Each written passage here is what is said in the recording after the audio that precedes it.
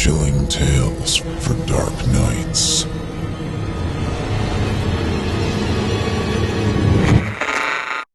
The following program is a production of Chilling Entertainment and the creative team at Chilling Tales for Dark Nights, and a proud member of the Simply Scary Podcasts Network. Visit simplyscarypodcast.com to learn more about this and our other weekly storytelling programs, and become a patron today to show your support and get instant access to our extensive archive of downloadable ad-free tales of terror. Thank you for listening, and enjoy the show. The following program is intended for mature audiences and may contain strong language, adult themes, and content of a violent and sexual nature which may not be appropriate for everyone.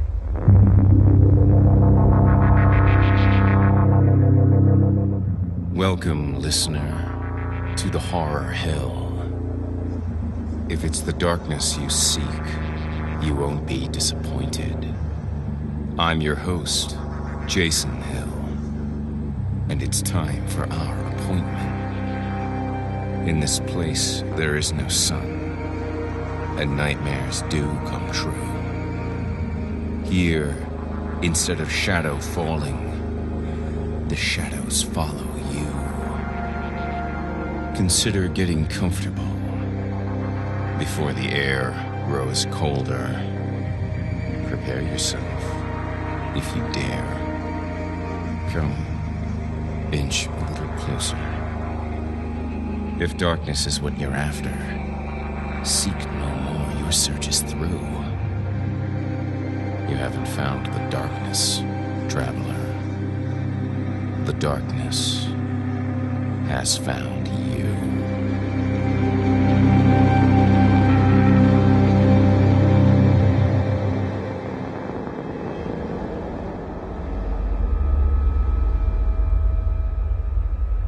Still thirsty for blood. Of course, on the horror hill, all refills are on the house, but it is that first taste that will cost you.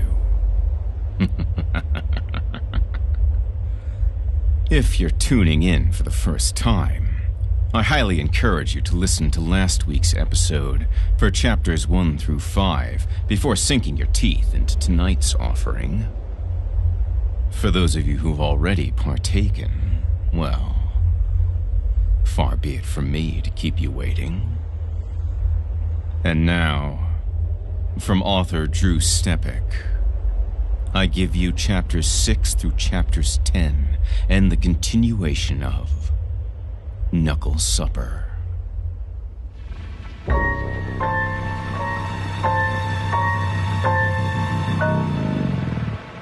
Chapter 6, Thespians.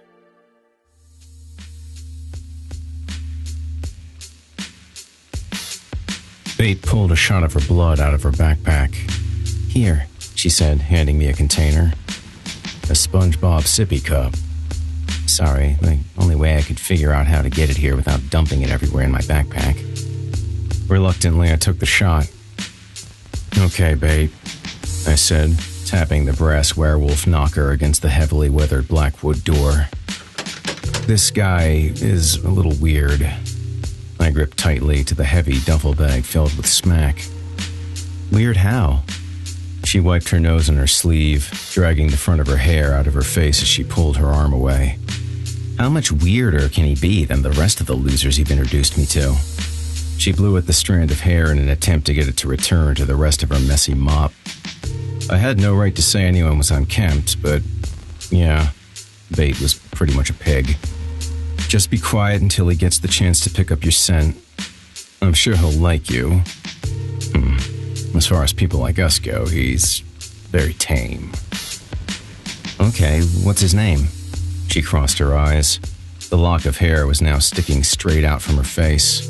She blew more profusely, but since the hard-boiled hair hunk refused to comply, and because it somehow managed to mix with snot, it just shot further and further up like a unicorn's horn. I licked my hand. "God damn it, Bate." Not wanting to touch her, I quickly pushed the hair down and back into place as best I could. His name is Eldritch. Would you stop being such a... She bucked out her teeth and shook her head. 12-year-old? Yeah. Yeah, you talk about how street you are, but you act like... Before I could finish my lecture on booger wiping in public, the large door crept open on its own to reveal an oversized and overpriced high-ceilinged loft. The main room was only lit by a few candles. Without missing a beat, Bate bravely stepped in and looked behind the door to see who had opened it. I thought he knew we were coming. She turned back and surveyed the room that was decorated with bad vampire movie cliches. Oh, he knows we're coming, all right, I sighed. She stepped in a little further, cupped her hands around her mouth and shouted, "Hello!"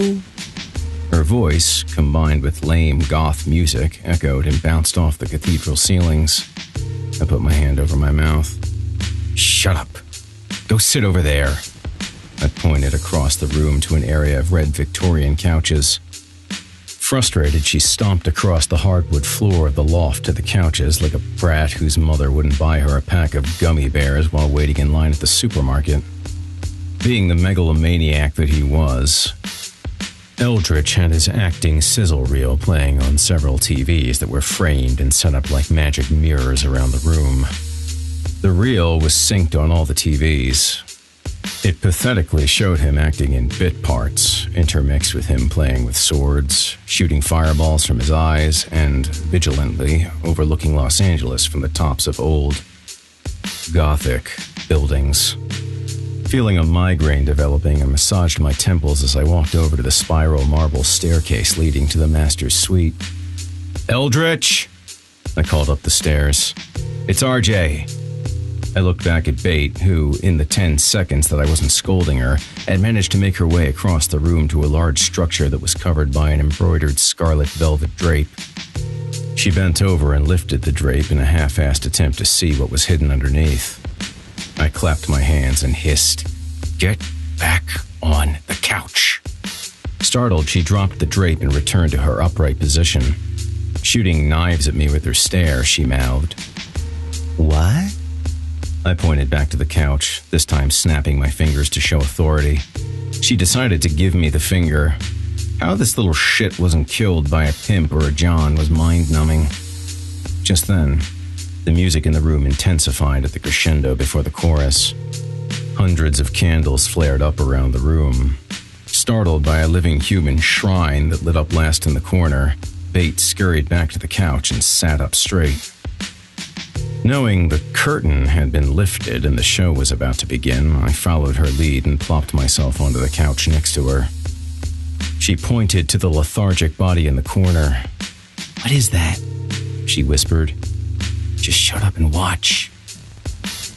Incense and smoke, I'd guess originating from a fan blowing a dry ice machine, materialized from an open doorway at the top of the stairs. Growing shadow broadcasting from a red light bulb engulfed the room as Eldritch's white, high cheekboned face appeared from what he must have figured was the beyond. The pulsating sound of a Vox organ followed his steps as he seemingly floated from the perched room. I tried to close my eyes so their blatant rolling at the spectacle would go largely unnoticed. Train wreck. Half-assed. Over-dramatic. None of those words properly described Eldritch. Eldritch stood about 6'6", not the biggest guy I'd ever seen, but big enough. Still hovering, he floated down the winding stairs, candles to his left and right illuminating as he passed them. His medieval metal fingernails clamped onto each of his digits, including his thumbs, brushed the faux antiqued handrails of the staircase, reflecting small rays of light that were being projected out of motion-controlled tracked lasers. I looked down at Bate to get a feel for how she was accepting the production. She rubbed her eyes, probably trying to get the overpowering density of patchouli and the sting of street urchin incense out, and looked up at me. "He's hot," she whispered. Eldritch continued his descent into the living room.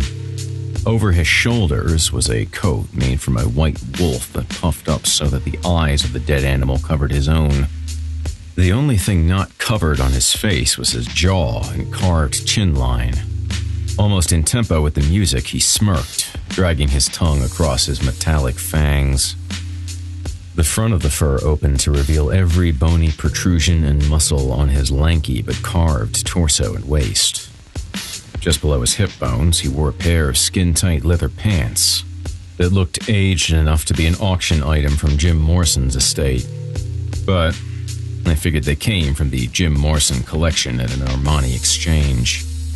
As the rest of his body came out of the smoke, a pair of bondage-strapped creepers finished off his ensemble that could only be described as counterfeit at best. He walked over to us, withdrawing the wolf's head from his face. His long, ebony hair swirled around him and fell perfectly down to the middle of his back. "Greetings, my friend," his bottomless voice boomed.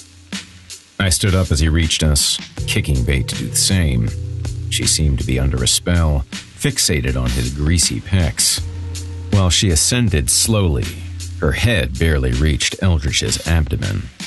He moved toward me for an embrace. Derailing him before he got too close to my personal space, I put up my hand to shake.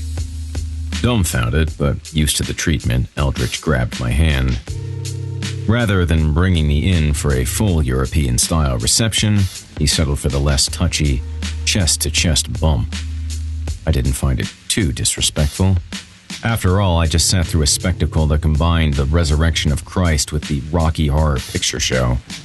I'm sure the vampy teens that aligned themselves in Eldritch's Legion, the Nightcrawlers, thought it was pretty awesome.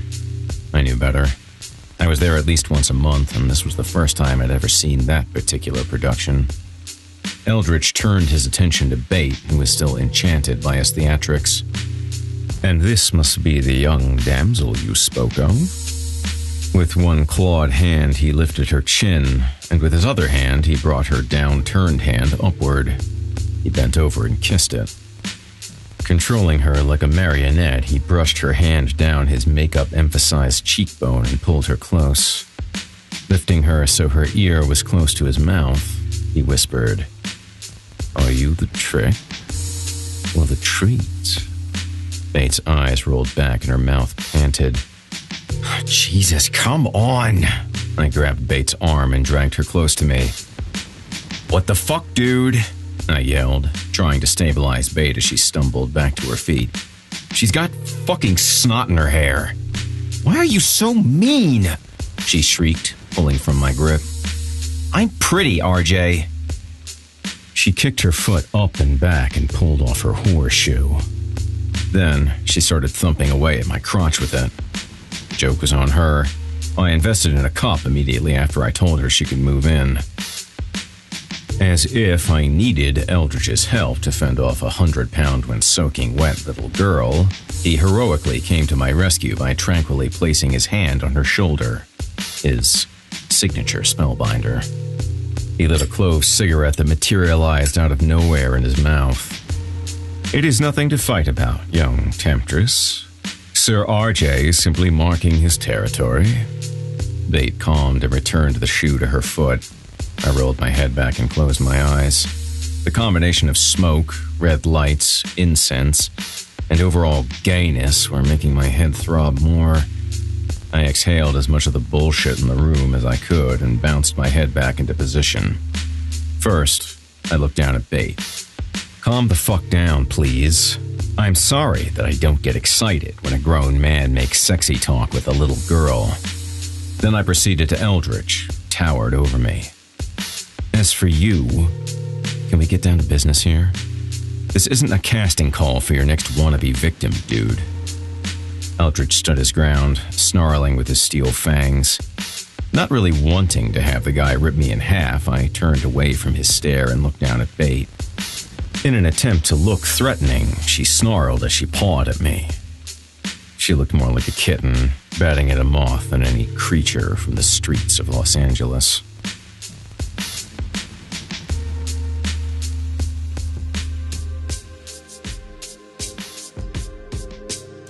I laid the duffel bag on the elaborate coffee table that separated us. "Can you take this from me, or would you rather have no part in this?" Eldritch extended his long arm to the handles and placed the bag on his lap. Using the end of one of his talons, he unzipped the bag, revealing the contents. He looked up at me and smirked. Coke? Have a sample. He split one of the 10-pound bags open, slit some blood out of his finger and let it drip into his claw. He then scooped out a dollop and raised it to his nose for a sniff. He set his head back slightly and clinched the opposite nostril and sucked it into his throat. He waited a minute, then shook his head. Heroin? You say this came from Blue Blood Perry's? Kind of. What are you wearing? Bate interrupted as she petted Eldritch's fur cloak, still on his shoulders. He turned away from our adult conversation and rebooted his charade. It is the pelt of the Arctic wolf. I was raised by this victim's enemy pack in the northernmost mountains of Canada. I took his hide as a trophy when we took his pack's den. He brought the pelt in around his shoulders as if the phony flashback was traumatizing. It was during the coldest of Arctic winters. Bate curled her feet under her and her eyes lit up. You were raised by wolves?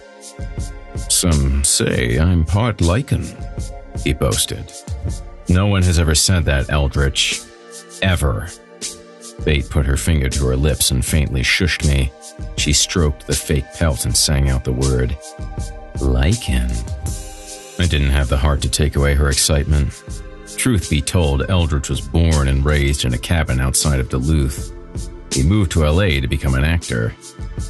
Unfortunately for him, he was so terrified of the light that he could never make it to any auditions other than the few Z-grade monster movies and standard cable shitfests I saw on his dumb sizzle reel when we walked in. Bate, can you give us a few minutes, please? This is somewhat important, I said. Eldritch returned his attention to me. Okay, RJ, what does kind of mean? Well, you know I kind of owe King Cobra for the habit burning down his place and all. Yes? I flicked at my thumb. Well, Des and I were kind of told by the snakes to kill this BBP dude and the two cops he was snitching to. Eldritch threw the bag back on the table, creating a small poof of heroin that drifted through the air like a light snowstorm.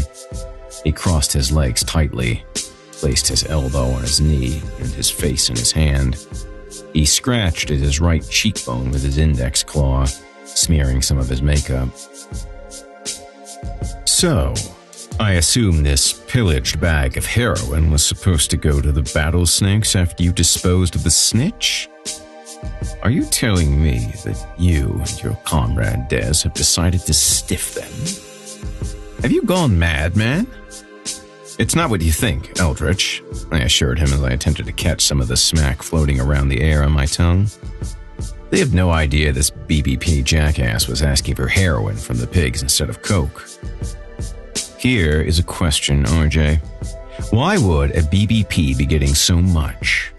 He retreated from his relaxed listening position and opened the bag again and counted. 1, 2, 3. He looked back at me. A dreamy-eyed Bate continued to pet Eldritch's pelt. It's 50, she said. 50 pounds. Eldritch shook his head and pointed his index claw at me. Why would the BBPs or the battlesnakes want 50 pounds of heroin? Have you even begun to think about that? They have no use for it. What happened to the rest of it? Did the Knucklers have a party I wasn't invited to? Well, we've been dealing it in Culver City. As far as why it isn't coke, I figured maybe it was a mistake. Maybe that's all the cops could swipe from the evidence room. Eldritch searched his thoughts. Or maybe the battlesnakes are thinking about getting into the heroin business and disposing of the Knucklers altogether. What is their take from the Knucklers dealing? I counted on my fingers. I don't know, 50, 60%? Well, seeing as how you have such an outstanding relationship with King Cobra, you know, the burning of his home and friends and all, I think it is safe to say that the Knucklers have seen their last hurrah on the streets of Los Angeles. Why don't they just bring that 40 or 50% in-house? You have been set up, RJ. How do you see it? I lugged the duffel bag off the table. We have the drugs. Besides, there's a code of conduct on the streets. We all live somewhat in harmony. Right? Bait interrupted again. I knew there was a vampire law. Shut up, Bait. Go fuck off somewhere. Bait propelled herself from Eldridge's side. She started looking around the room filled with romantic oil paintings and Baroque frames and religious statues that he splattered with blood or red paint. I couldn't really tell which, but I bet it was paint. Eldridge closed his eyes and got to his feet. Foolish. They wanted you to steal the drugs. That way, the Battlesnakes have a reason to kill all of you without having them look like they've broken any rules. He began walking towards his shrine in the corner and looked back. Besides, you and I both know there are no rules. Sitting in the corner on a throne-type chair that matched the rest of the decor in the room was a young man with his eyes rolled back. The figure's lips quivered every so often, but it was clear that he was in a comatose state. Drool dripped from his lips down to his chest and connected with one of the many flexible snake pipes that were plugged into all his major veins. Hooked to his arm was an IV drip of opium. Eldridge knelt in front of his semi-living victim and lit a water-filled sphere embedded in the chest cavity. As he heated up the blood and opium, he placed one of the hoses in his mouth, flipping a valve that was placed halfway down the pipe. He sucked, and smoke manifested from the corners of his lips. He smiled, sucked the toxin into his lungs, waited a second, and then puffed smoke rings straight into the air. Bait made her way over to the coma victim. She waved her hands in front of his eyes and mushed his mouth around with her thumb. Is this guy alive? She finally asked. Ignoring her, Eldridge looked back to me. You genuinely want me to hide these drugs that you have taken from the most dangerous gang in Los Angeles? I regretfully decline, RJ. What? I threw my arms up in frustration. Don't be such a pussy, Eldridge. I like pussy, he said, extending his tongue out between his fingers. I am what I eat. He winked at Bait. Bait's right leg sprung up behind her and she began to blush. She's 12, Malestro! I yelled across the room as I stood up and started walking over to them. I grabbed the pipe out of Eldridge's hand and toked away. The taste was putrid, almost as if he'd filtered the opium-filled blood with perfume before it entered the bowl. Please do this for me, I let out with a hookah load and blew it in his face. Eldridge grabbed the hose back from me and took a quick hit. Because I call you friend, he said. We will decide on this matter like men. He inhaled the smoke. Bates' hand nodded the comatose victim's head around like a bobblehead toy and excitedly said, A fight! Oh, you're so dead, RJ. Eldridge dropped the hose and blew out his last drag. He ethereally clamped onto Bates' wrist to settle her down. It is actually more of a duel than a fight, young one. He dropped her arm to her side. It is the duel of gentlemen. Her eyes widened as she followed him across the room, only to look back at me and stick her tongue out. She clinched on to a piece of Eldridge's wolf coat thing like he had her on a leash. Do you fight with swords or axes or something? She pointed to one of the monitors showing his sizzle reel. Can I use that big sword? Eldridge arrived at the red cloth-covered object in the room. Bait daintily bounced on her toes. Is this your coffin? She asked. Eldridge simply smiled and romantically stripped the shroud into the air with one hand as he used his other to spotlight his showpiece. Lights turned on as a faint humming sound rumbled at our feet. The majesty of the professional-sized brushed metal phenomenon was open for all eyes to see. As the cover fell behind him, he announced, Air hockey. I never thought many of Eldritch's things were cool, but this was the sole reason I came to his place all the time. There was nothing better than getting wasted for free and playing ghetto hockey on his ginormous table. To prevent it from getting demolished up by our vampy power, he reinforced the frame with steel, which also fit the other furnishings in the house. Although I didn't think one way or the other about all that garbage, I loved this table. It was perfectly level, and he always kept it in top shape so that the hoverability of the pucks never died out or got sticky. Disappointed, Bate turned to study a picture of Eldritch dressed as Count Cracula. I flipped my personal paddle out of my back pocket and whirled it around in front of me. Eldritch opened an old safe cloaked behind a painting of him naked and covered in blood with a bunch of white wolves. In the safe were half a dozen paddles that he tailored for his large hands. "I will go with Mozart today," he announced, plucking his paddle from the safe. We played air hockey for about 4 hours while Bates slept upstairs on Eldritch's elephant coffin waterbed. For the record, I beat him 13 games to 12. In about the middle of the third game, he decided to hide the drugs from me and make drops for Bate to pick up.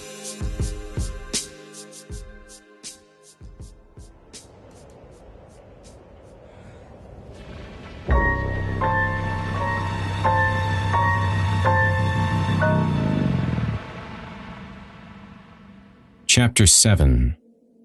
Imposters. It was Halloween night in Los Angeles.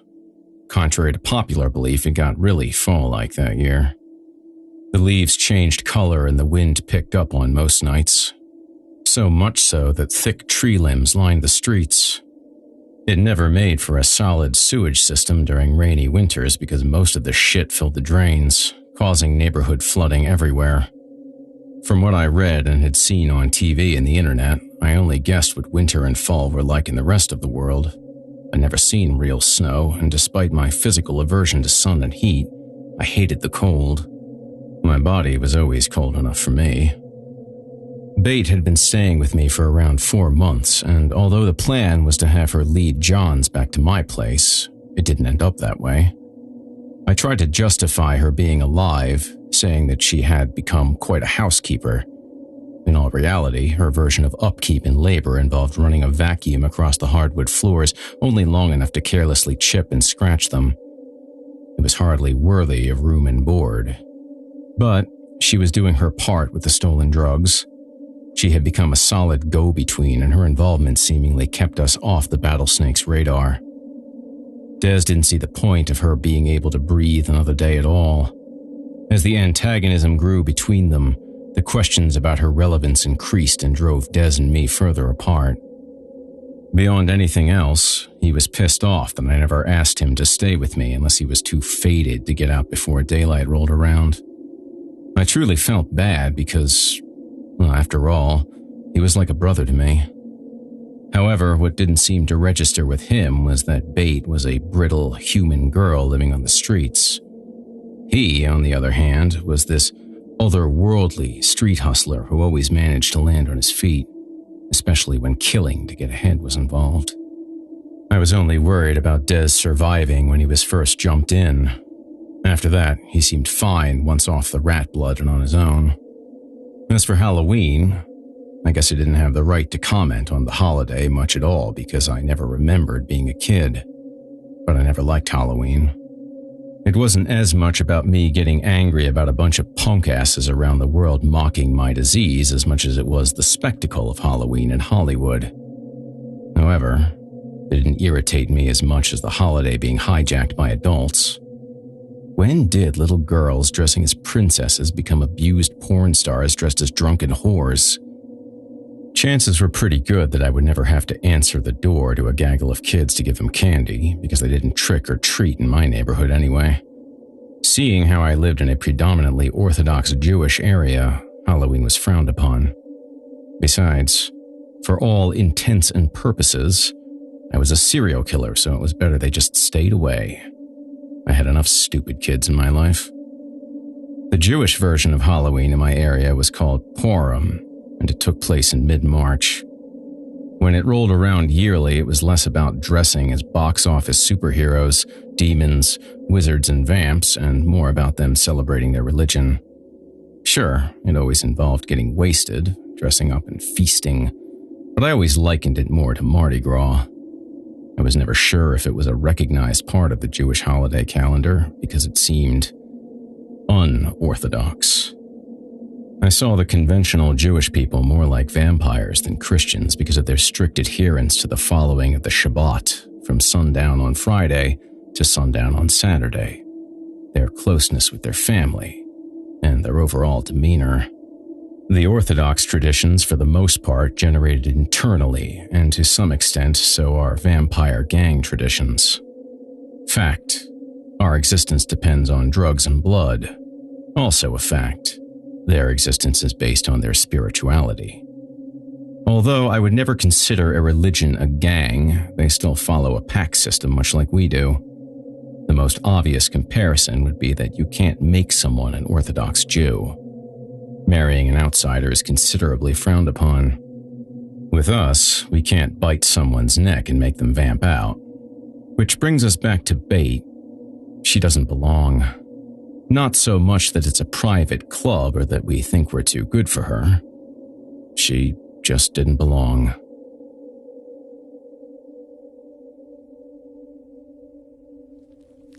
Bait stood in the hallway while I cut and packed some meat in the kitchen. Her arms were behind her back, so I didn't know what to expect from her. I wasn't afraid she was going to try to kill me, but I sometimes wished she would put me out of my misery. Always full of childish surprises.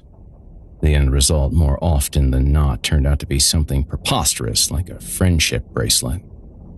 She pouted and scratched her legs together like a cricket. I tried to ignore her, but she began clearing her throat to get my undivided attention. Without turning toward her, I asked, "Can I help you? I'm busy. Whatever it is that you want, I'm hoping that it can wait." I licked some au jus off a cutlet that I had just spent the better part of a half hour carefully filleting. She stayed in the hallway, remaining silent, only grunting every so often to remind me that she needed to be the center of attention. After about 2 more minutes of becoming increasingly provoked, I accidentally sliced through my finger. I stuffed the digit in my mouth. Shit! I then wrapped a paper towel around the cut. "What, Bait? What do you want?" While staring at the ground, Bait mumbled in a baby voice. "What are you doing? Are you carving a pumpkin?" I lifted the butcher knife and licked the blade. Does it look like I'm carving a pumpkin? Is there a pumpkin anywhere in this house? Please, tell me you're not hiding a pumpkin behind your back. With her face still fixated on the door, she murmured, "I don't know." Her baby voice was much more exaggerated than usual.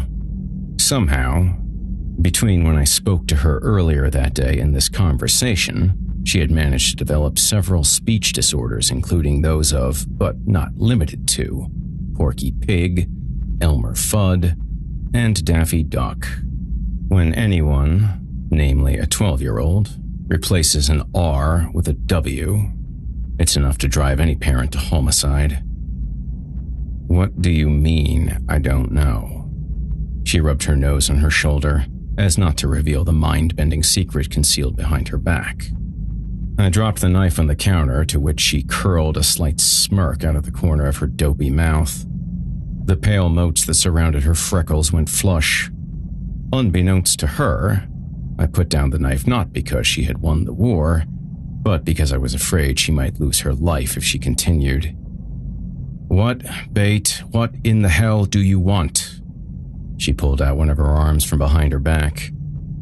"You haven't done your shot today." I eyeballed the knife. It was so close. "Is that what this is all about? Who cares?" "I care," she whimpered, "and I have something else." I ignored the knife and walked to her. I bent down, took the shot from her hand, and downed it. Cheers. Delicious, Bait. I handed her back the empty shot glass. Are you starting to feel more human? She asked. Not really how it works. I eat human blood all the time.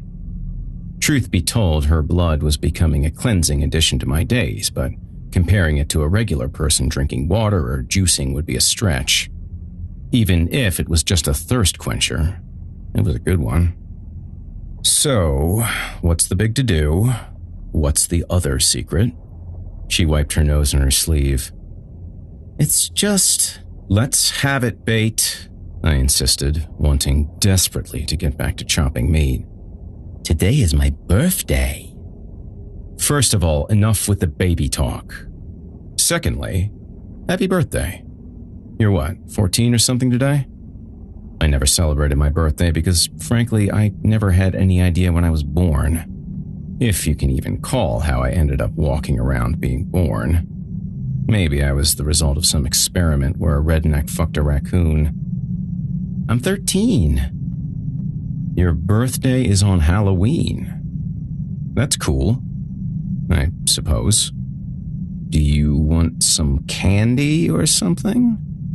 She pulled the other hand from behind her back and thrust it in my face. I got this for you. It was the iPod. That's your iPod, and I don't want that. Besides, you didn't get it from me. You'd best keep it. It's the only way I know how to get you to shut up. She scuffed her slippers across the floor that she trashed with a vacuum on a weekly basis and put the iPod in my hand. I looked at it for a second and then returned it to her hand. I don't want this, Bait. You stole it, so it belongs to you. You know, finders keepers law and all that? Well, I did get it for you. I took all of your records and made them into MP3s. She handed it to me again. Now you don't have to make a huge mess all over the floor. God forbid I should make a mess that requires cleaning from a guest in my house whose job is to clean it up. I put the earbud in and scrolled to a song. How did you do this? I figured out how to do it on your computer. And I've been putting your records on it for the past month while you've been sleeping. The songs were intact. I scrolled to another that I knew was particularly battered and pushed play. All of the snaps and pops and grains were there. It was my turn to smile.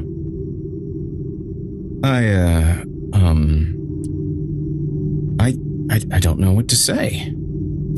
This is awesome. She lit up. I also found this website where you can download a bunch of this stuff for free. I bookmarked it on your computer. But it's your birthday.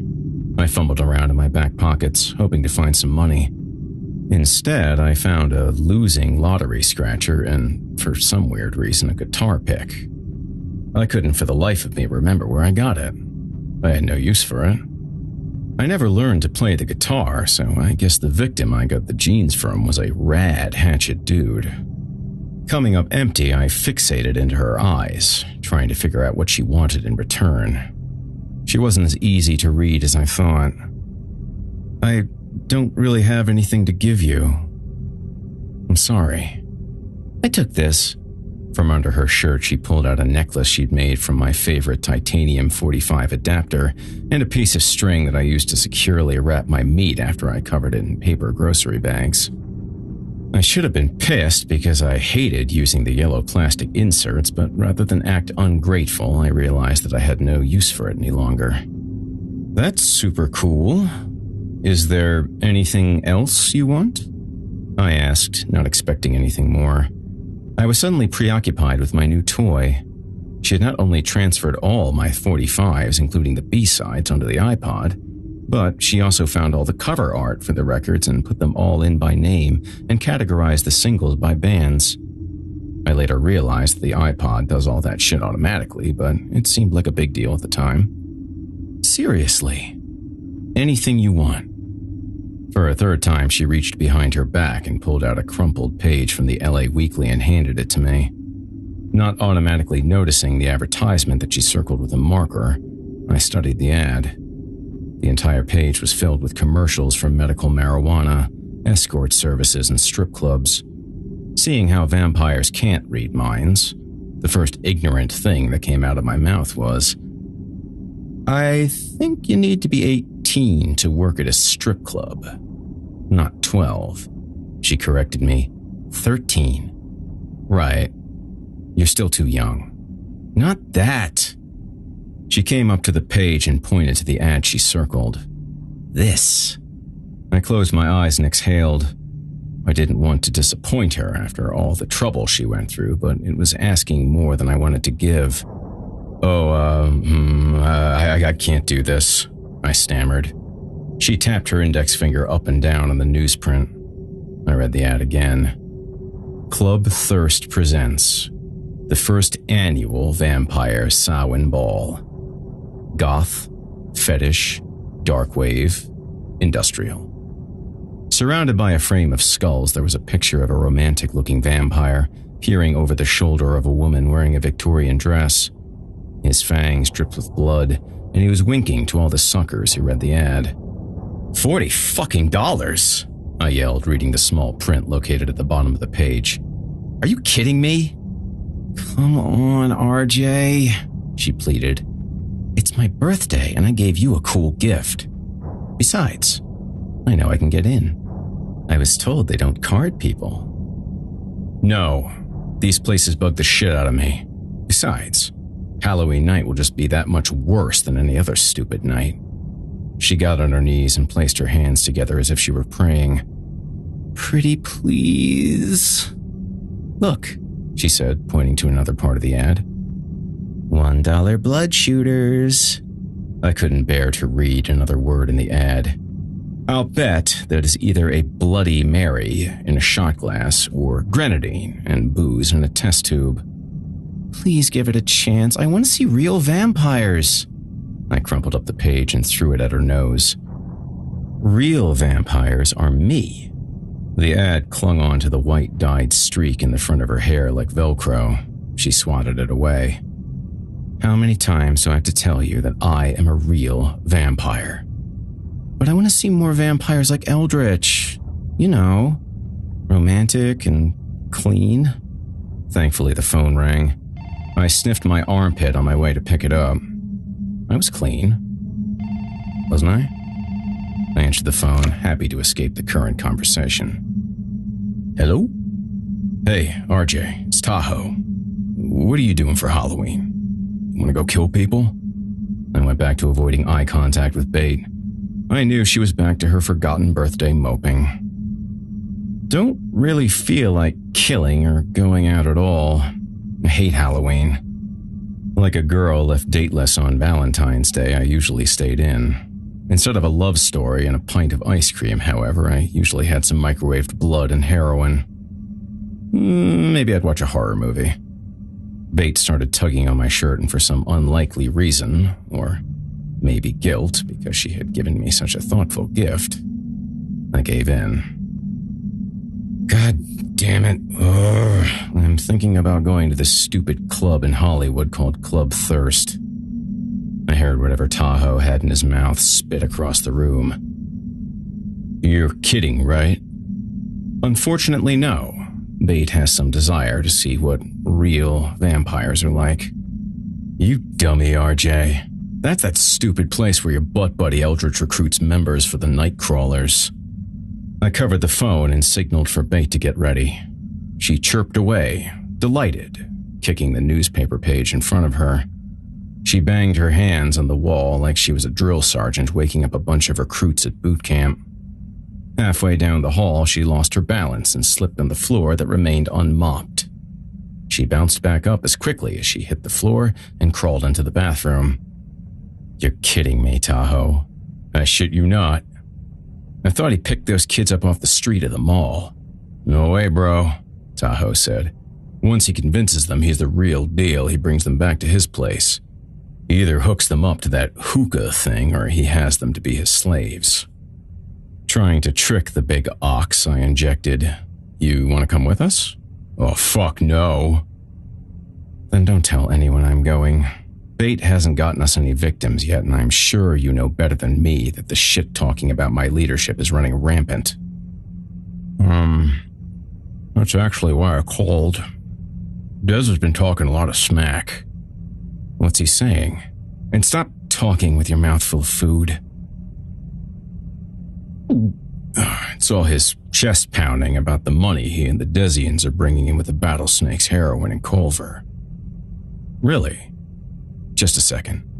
I beat the earpiece on the kitchen counter, shaking off my anger, but not before getting a good fuck out of my mouth. Take it easy, RJ. No one is listening to him.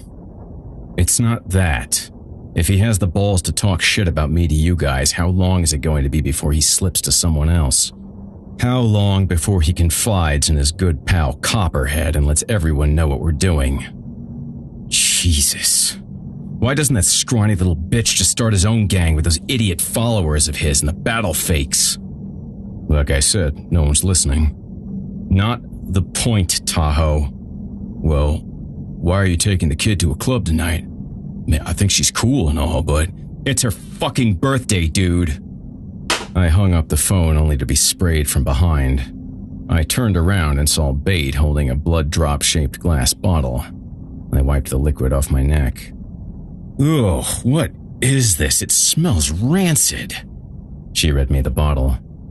It's Nightshade. The essence of L. Byron Nightshade. I shook my head.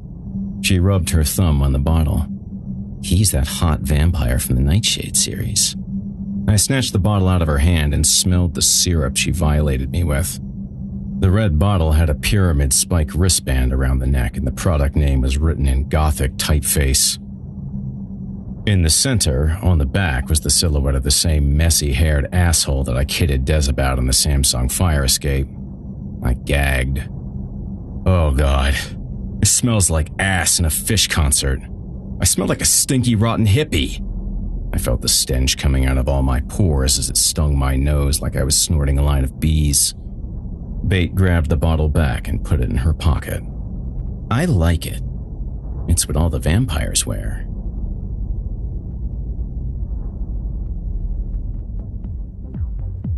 As we waited in line to get in, I remembered what Club Thirst used to be back in the day. In the early 80s, it was a roller boogie rink called TJ Hustlers. I think I may have killed some jackass in their back when I was still aimlessly wandering around the streets. Somewhat ashamed that my legacy and traditions had been reduced to a fading and distorted trend perpetuated by pop culture movies, TV shows, and books, I elected to grin and bear it rather than slaughtering everyone around. Bate, done up in another of her outfits bought with my hard-earned money, rubbernecked while we waited, taking in every word and mannerism of the carnival of blockheads. This outfit was more risque than her last. A tight-laced dress was accentuated by a pair of knee-high, stiletto-heeled boots. It was a disgusting outfit for a 13-year-old, and I decided that if I did run into Eldritch, then I was going to borrow whatever ridiculous coat he was wearing to cover her. I wasn't sure, but I think she might have washed her hair and blown her nose before we left the house, because her hair was combed out of its usual frantic, matted shit style, and, as far as I could tell, there wasn't a buildup of snot on her naked arm. After she had her hand stamped, I still have no idea to this day how she got into the club, Bate clomped her way into the bar. The doorman then frisked me and shouted, "Dress code required." I guessed that like many of the other bar patrons, he had recently made the transition from white-ass hippie hopper to vampire. I brushed any lint off the front of my body. What are we talking about, bro? He decided to get all hard-ass on me. I'm not your bro, friend. Okay. What are you referring to? I took a second look at my outfit. There weren't any rips. I wasn't wearing a hoodie. I wasn't wearing a bandana. Nothing gang-related. As a matter of fact, I was wearing a yellow Cramps shirt and a new pair of stolen jeans. I was even wearing shoes rather than flip-flops, which was rare for me. Desperately flexing his biceps under his mesh Danzig shirt, he pointed to a sign above the entrance and then read it aloud, dictating his authority. Vampire, Gothic, and fetish attire required. Strictly enforced. Read the last part, friend. He brushed strands from a long black wig out of his face. Strictly enforced. I replied. Here, Dick. Here's 50 large. Take the extra 10 and go buy yourself some vitamins or something. He stepped up to me. You got something to say? I didn't stand down.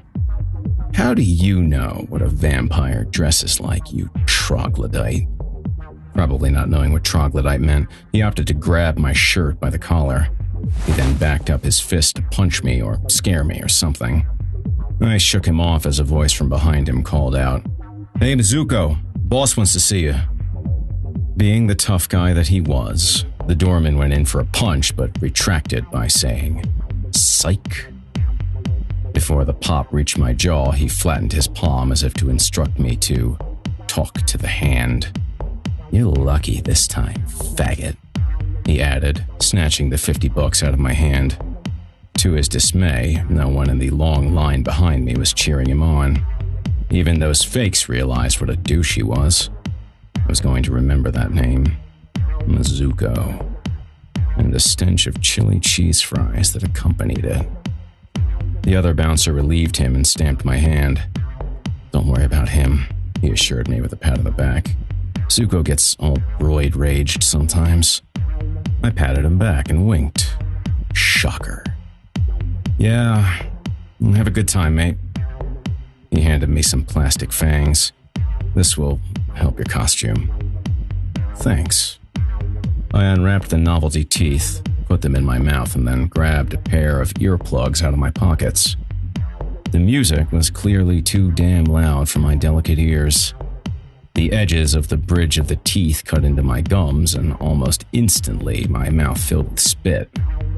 I was glad that being a dead person didn't involve having fangs. As I put my wallet back into my pants, the self-appointed leader of a gaggle of Halloweenies bumped into me. Hey, I said. He snorted at me like a dandy. Hey, buddy. His face was painted white with blackened cheekbones and runny eye makeup. Nice costume, jerk. Sighing, I smiled. It's pretty lame, huh? One of the gang joined in. Spit much? What's up with the earplugs, Gramps? After a flurry of high fives, they entered the ballroom of Club Thirst in single file line. Cabs to the slaughter, I thought. I followed them with a mission to track down bait. I disbanded my fangs in a potted plant that appropriately housed a dead rose bush. The inside of TJ Hustlers had changed drastically from its original roller boogie decor. It was still round, only they took out the roller rink floor and replaced it with black tile. The wall that was used as a safety net for those not so light on their skates looked like it was smashed with a sledgehammer to emulate decay and painted headstone gray.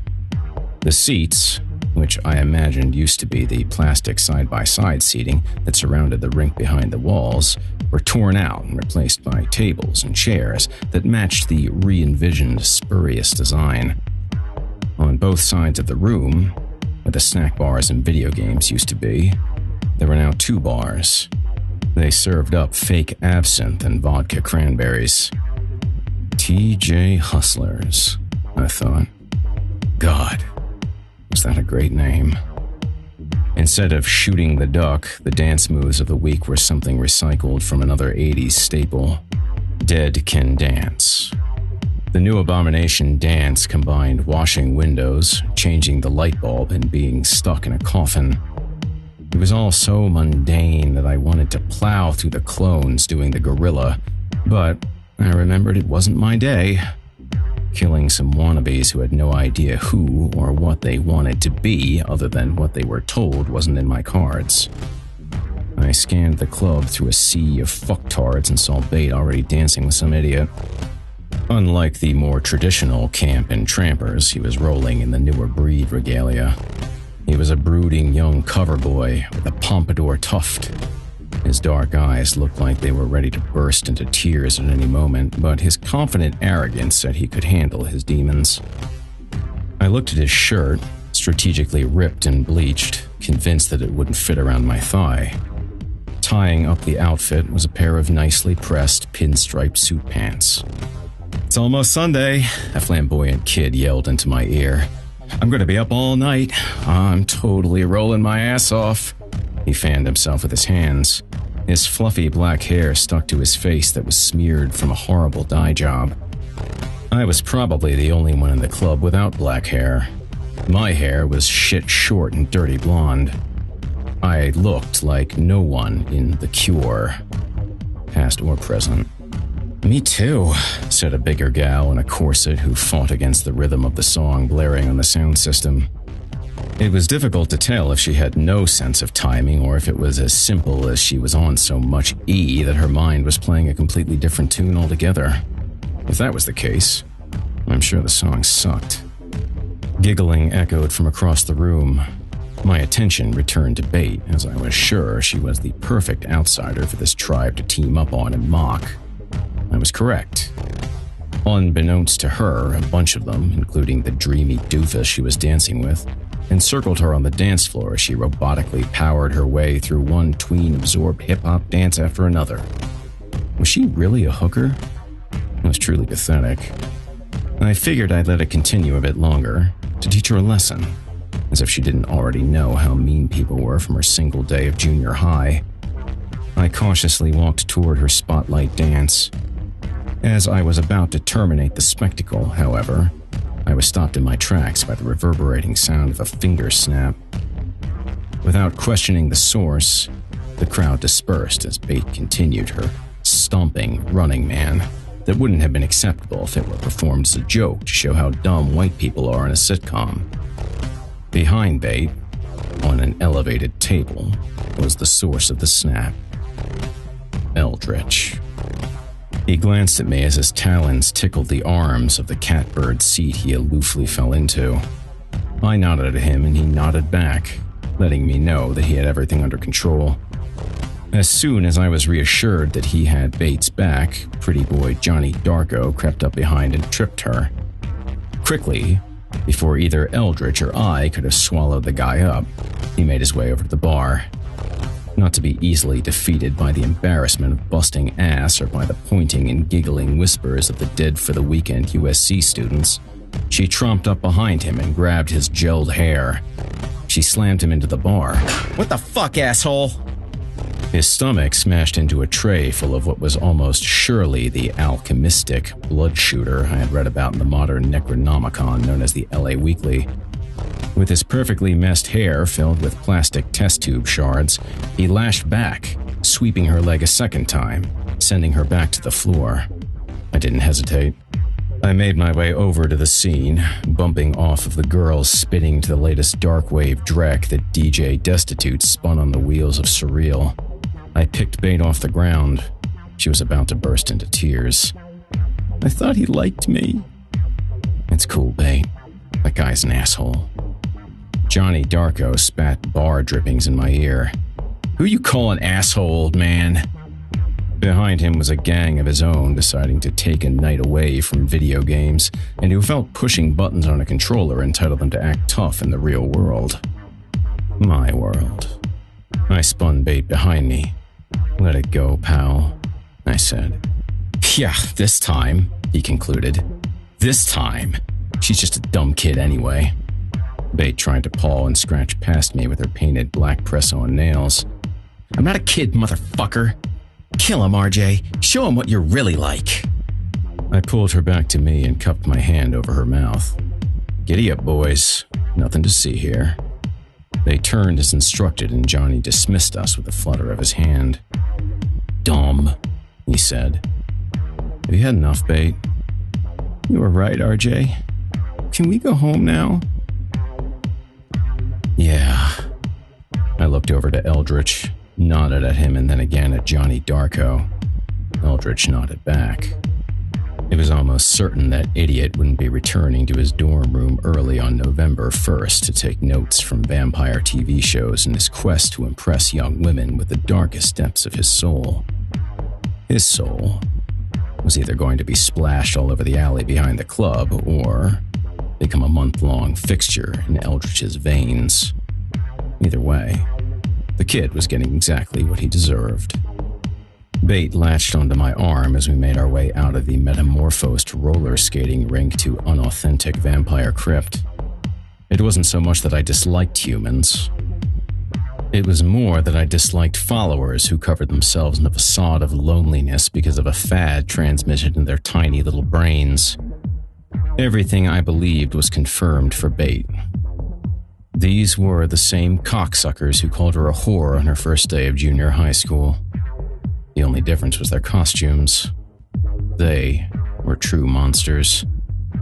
I tapped the doorman on the shoulder as we exited. Have a nice night, Zuko. I'll be seeing you real soon. Yeah, I'll see you, friend. In hell. He chortled oafishly to the oblivious and self-consumed goths waiting in line. Whatever you say, champ. See ya in hell. Before I had the chance to pat myself on the back, I was suddenly face to face with Dez. 4 of the younger battle snakes stood behind him. I made sure I was seeing things correctly. How did you know I was here? I asked. Tahoe told me. I didn't go in because those people make me sick. I thought they made you sick too. It was easy for him to brag about how much cooler he was than the losers inside Club Thirst. Unfortunately, I was starting to see that Dez was substantially more like them than I was, and maybe even more so than Lord Eldritch. Dez remained quiet, waiting for me to make any move. He signaled the battle snakes behind him with his eyes. I rolled mine back at him as if I couldn't see that he was 5 deep, 4 of which not being knucklers. One of the snakes inched in front of Dez. King Cobra wants to speak with you. I shoved my hand into my pocket, pulled out a wad of bills and the key to my house. I handed the package to Bait. Take a cab back to the house. The Rasta parted our hands before the exchange took place. He wants to see her too. A black Escalade rounded the valet booth. One of the heavies opened the door as another made its way around. As the snake talking to me retrieved the keys, he pushed the parking attendant to the ground by his head. Bait grabbed my arm. All the talk about the battle snakes and how much they hated me since she lived under my roof suddenly became reality to her. As we walked to our chariot, I whispered to Dez, "What the fuck are you thinking? You told me to set up a meeting. Tonight, Dez? Why would you blindside me like this? It's your fault for coming here on Halloween." Not fully realizing the dark days ahead, I simply ended the conversation with a snide. Thanks, little bro.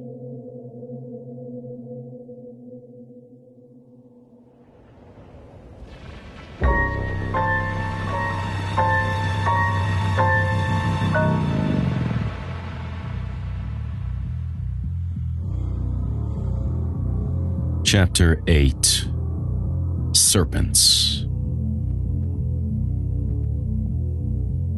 Why are we here? Bait asked. Her eyes were opened wide with fear and she was breathing like she had just finished a marathon. We were told to wait just outside the Battlesnake's compound after being shanghaied outside of Club Thirst by baby snakes and Dez. Yeah, RJ. Please share. Dez, I don't want to have this conversation again. What in the hell did you say to Copperhead? Couldn't this have waited? I talked to him as instructed by you. I told him that you wanted to meet with Cobra. No matter how lame I think you're being, I'm not going to let you show up here unannounced or without me. If I wanted you dead this second, then maybe I should have sent you here alone. Whatever that means. Thanks, though. I need your anorexic ass to back me up against a horde of monstrous black guys. Is your plan to beat them with your purse? Dez's mouth dropped as if my tone urinated in his face. Is it possible that he was dumb enough to think he was doing me a favor? I can tell you this much. Cobra ain't happy about this at all. Dez put a cigarette out on his tongue. You can't push him around like you do to me. Back to me? Bait shoved herself between the two of us. Why are we doing this, RJ? It's hard to explain. Remember when you were asking about elders? So, there are elders? Des huffed. Yeah, you little whore. A bunch of mass-murdering Rasta elders. Des, shut the fuck up. Look, Bate, I described these guys to you before. They are kind of like the lead gang. They set up the territories. They control the money, the drugs, and the action. I pushed Bate aside. As for you, Des, I hope to Christ your little followers aren't getting all diarrhea-mouthed about what's going on in Culver City. Des snarked, discrediting my accusations. The Battlesnakes compound was an old string of row houses in downtown LA that they had gutted and connected. They used to have a warehouse close to Koreatown, but someone burned that down along with a couple of members. The cops never bothered them because King Cobra had allegedly made a deal with them to keep traditional Los Angeles bangers and other undesirables off the streets. In that sense, they were lucky. I suppose the cops had been convinced that at one point they could be turned and become eternal. Sometimes humans are so dumb. But to the Snakes' credit, they were in charge. I hated dealing with the Battlesnakes, especially face-to-face. Usually, Des and Copperhead, Cobra's vice principal, figured out all the details of what we owed and where we were allowed to hunt. Now it was the three of us against them. Seeing as how I was always nervous around these jokers, I wished a little muscle like Tahoe were with us. I was pissed off at him, too. His fucking big-ass mouth, that was most likely filled with food, was the reason we were in this predicament to begin with. This is bad, RJ. Then why did you do it? Quit being melodramatic. You're making the kid nervous. Besides, the stealing of drugs was your idea, genius. I could swear that you're the one who's nervous. Just avoid any conversation about the habit. The last thing we want to do is set off any alarms or remind these assholes about that. You think I don't remember? Are you nuts? I grabbed Des by the hair and knocked on the door 3 times with his head. Thank you, I added. Nice, RJ, Des said, rubbing his forehead. Bate tugged on my shirt sleeve. What's the habit? Oh, you haven't told her. Des fluffed Bate's hair around like she was an infant. Don't worry. You'll find out soon enough, you little fucking whore. Bate scrunched her face and walloped Des in the nuts with her knee. He buckled over slightly and grabbed a wrench from the front pocket of his girly jeans. What the fuck? Des whispered. You are so dead, little whore. I grabbed the wrench from his hand and snapped his wrist backwards. I whispered, Why the hell did you bring a weapon, dude? Do you know how stupid that is? There are 3 of us here. 2 junkies and 1 bait. There are over 30 of these guys. I threw the wrench across the open lot so that it was out of the line of floodlights that surrounded the compound. Bate chimed in, wanting to be a part of the conversation. All this talk about the habit, whatever that is making me hungry. I want a hamburger from the habit. What is wrong with both of you? Jesus Christ, stop! This isn't a joke. What are you looking at, you faggot? Bate got up toward Des's chest. He looked down at her and stared, licking his lips. Bate, take this and stop. I handed her the iPod she gave me. She held the iPod back toward me and pinched her nose. I don't like your music. I'm serious now. These guys aren't like the Knucklers and they aren't like Eldritch. Reluctantly, she did what she was told. The door to the compound flew open. All carrying Tech 9s, Copperhead and 2 other snakes came out and began patting us down. Sorry about these days. But you know the deal, he said. Copperhead was tall and gangly, with his short, awful orange-colored dreads sticking up everywhere. He looked like a palm tree. You could barely see his eyes because they were always beet red and filled with pot and blood. Des had gone through a big stoner period. That's when they started hanging out. Is this the Hordes? He put his hand under Bates' chin and directed it towards his eyes. Don't look like much. KC is not gonna be happy. I stood there, nervous, hoping Bate didn't think it was a good time to make one of her stupid faces. Luckily, she seemed too frightened. Des tried to smooth things out before they got miserable right out of the gate. That's her, cop. What kind of mood is KC in? The two guards finished patting me down. Copperhead shot me a wink. Ah, Jay. What's up, cop? Seemed like we already been through this, RJ? Come on. The stinkweed permanently on his breath swirled around. It made me want to vomit. Took off them shoes, Knuckles. I tapped Bate on the shoulder and signaled for her to ditch her boots. She mouthed, "Why?" I made a fist, insisted with my eyes, and snarled. Reluctant, she took them off. Her socks had skulls on them. Jesus. We followed Copperhead through the sparkling gold of the main foyer. Paintings of King Cobra covered the walls, and throne-type chairs shaped like snakes materialized every few steps. Peter Tosh's music quietly filled the foyer halls like waiting room music.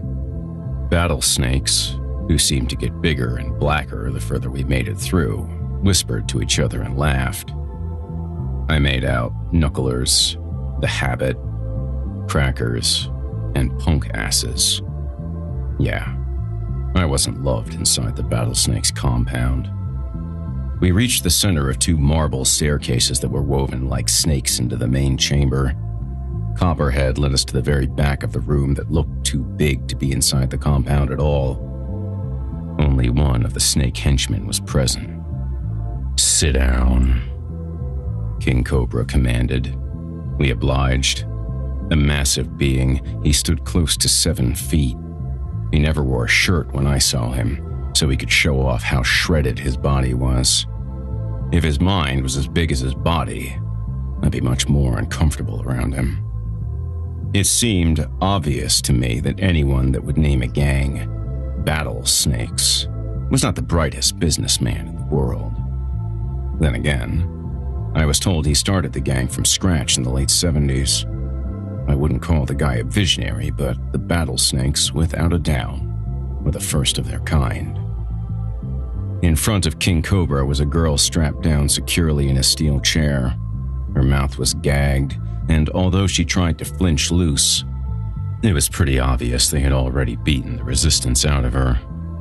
I grabbed Bate and whispered, "Don't watch this." Copperhead moved behind Bate, ripped out the earbuds, and held her head straight forward toward King Cobra's throne. Bate watched. She had no choice. From a golden bowl next to his throne, King Cobra plucked out an enormous bud. He picked the leaves off the stem with his manicured fingers, creating 2 perfectly even balls. His voice knocked off the walls of the throne room, deep and loud enough to suspect that he was wearing a microphone. "This is good bud, huh, Cop?" "It's sticky," Cop answered. "Some of them vinks got a nice grow house." The victim shook as King Cobra packed the bud into both of her bottom eyelids.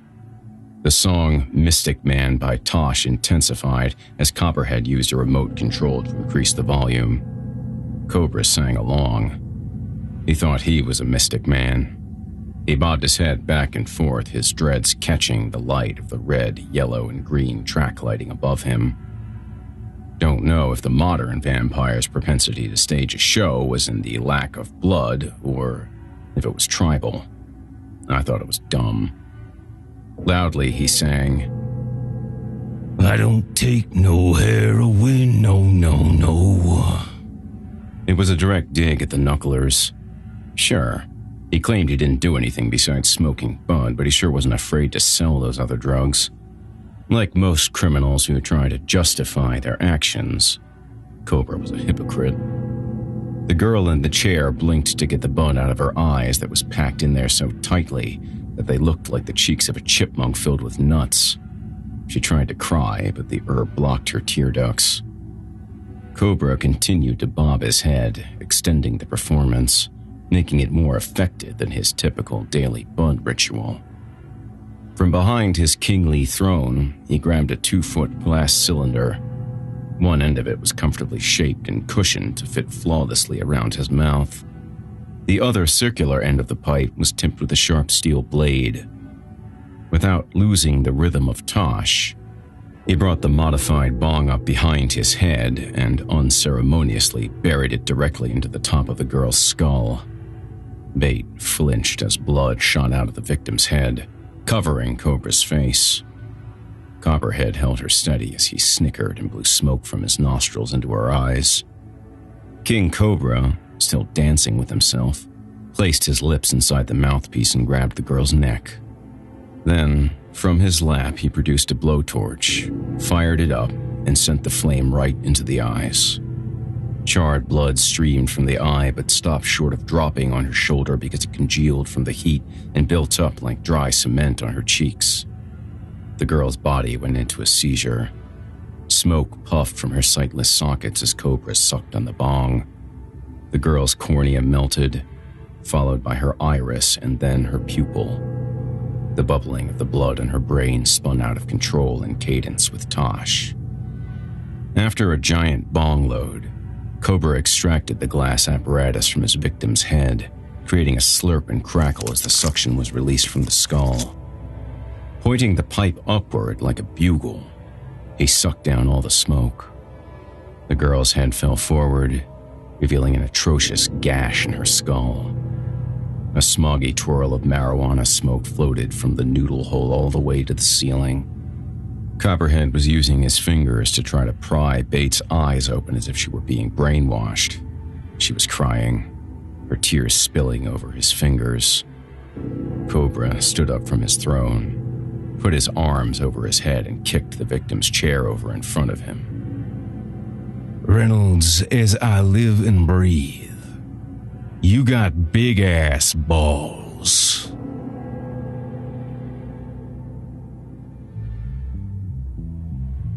After peacefully shaking hands with Dez, Cobra told him and Copperhead to leave the room. Cobra handed Copperhead the remote control after he turned the music down. I am sure Dez and Copper had business transactions to talk about anyway. The business was how to scare the shit out of me on Halloween, and the price was my life. Bates stared at Cobra. She was about a third his size. Cobra ran his many ringed fingers through Bates' hair. This is the one. He grabbed Bate by the back of the neck. The only noise she made was the nervous tapping of her shoes on the floor. She's no good to me. Her head is too small. He added. Hear me out, I started. Unlike Copperhead, Cobra elected against the fake Jamaican accent. Nonetheless, every word that came out of his mouth was painfully direct. Before you say something you're going to regret, answer me this question. Why in the fucking world would you think I'd let this happen?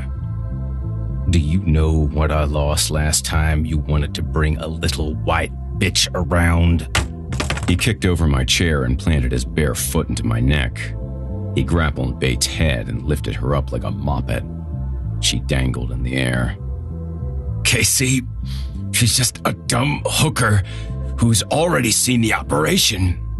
Look how small she is. She can't do anything to any of us. Really, RJ? Just like the habit. Sir, not the time, Bate. The words barely escaped my lips, my trachea nearly crushed under King Cobra's foot. Cobra pulled her towards him and coughed in her face. RJ, tell her to shut the fuck up if she doesn't want to die right now. He lifted his foot from my throat. Bate, shut up. Sir, she continued. What's the habit? Her stomach growled. "I'm kinda hungry. Can you get habit burgers delivered here?" Meanwhile, I was on the floor approaching a pant leg full of shit. Cobra returned his foot and almost smashed my throat. Then, he chuckled and released his foot again. He lowered Bait to the floor. "What the shit is this, Reynolds? Is this some kind of joke? Get up." Doing what I was told, I stood up and cracked my neck. I heard Des and Copperhead laughing in the shadows of the musty room. "Get out of here, motherfuckers!" Copperhead bellowed. He plucked the chair up off the ground and shoved me into the seat. He picked up the other chair next to it and swept Bait into it. "Let me tell you a story, little white whore. The habit almost destroyed everything that I built.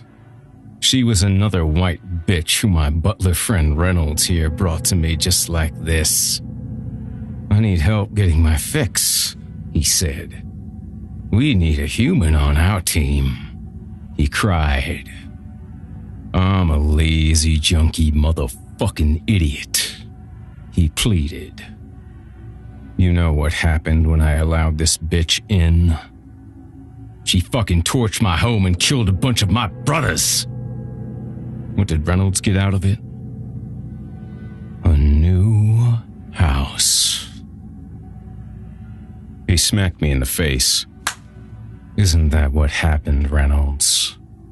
Because you wanted to get your dick inside of a human and a roof over your head.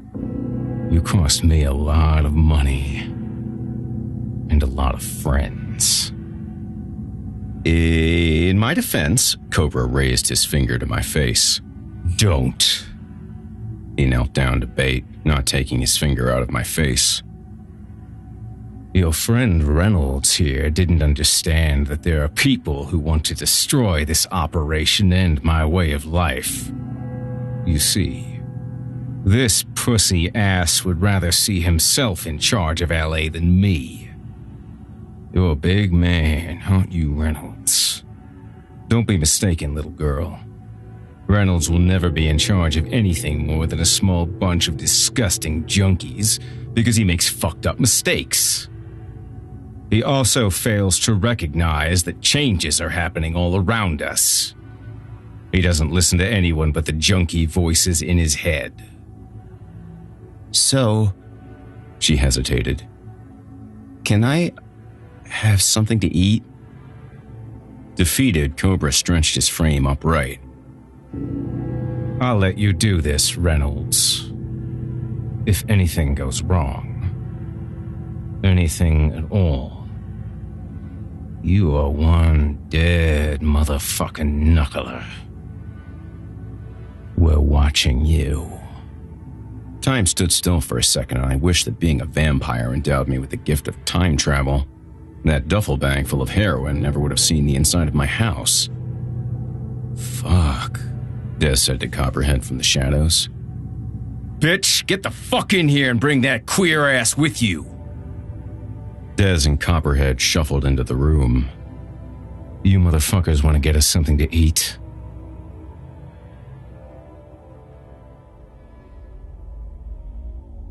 Get some macaroni and cheese, bitch, Cobra shouted as he kicked at the leg of another snake. He pointed to Bait. That little bitch can't eat this shit. He opened his arms to display his feast. Up and down the table were gold serving dishes piled high with prime cuts of fresh humans. Some of the food was cooked to his liking, but most of it was raw and drenched in blood. One thing I never said about Cobra was that he wasn't a gracious host. That was, at least if you weren't the one on the menu. Bait held up a fried human finger and dipped it in some barbecue sauce. Can I try this?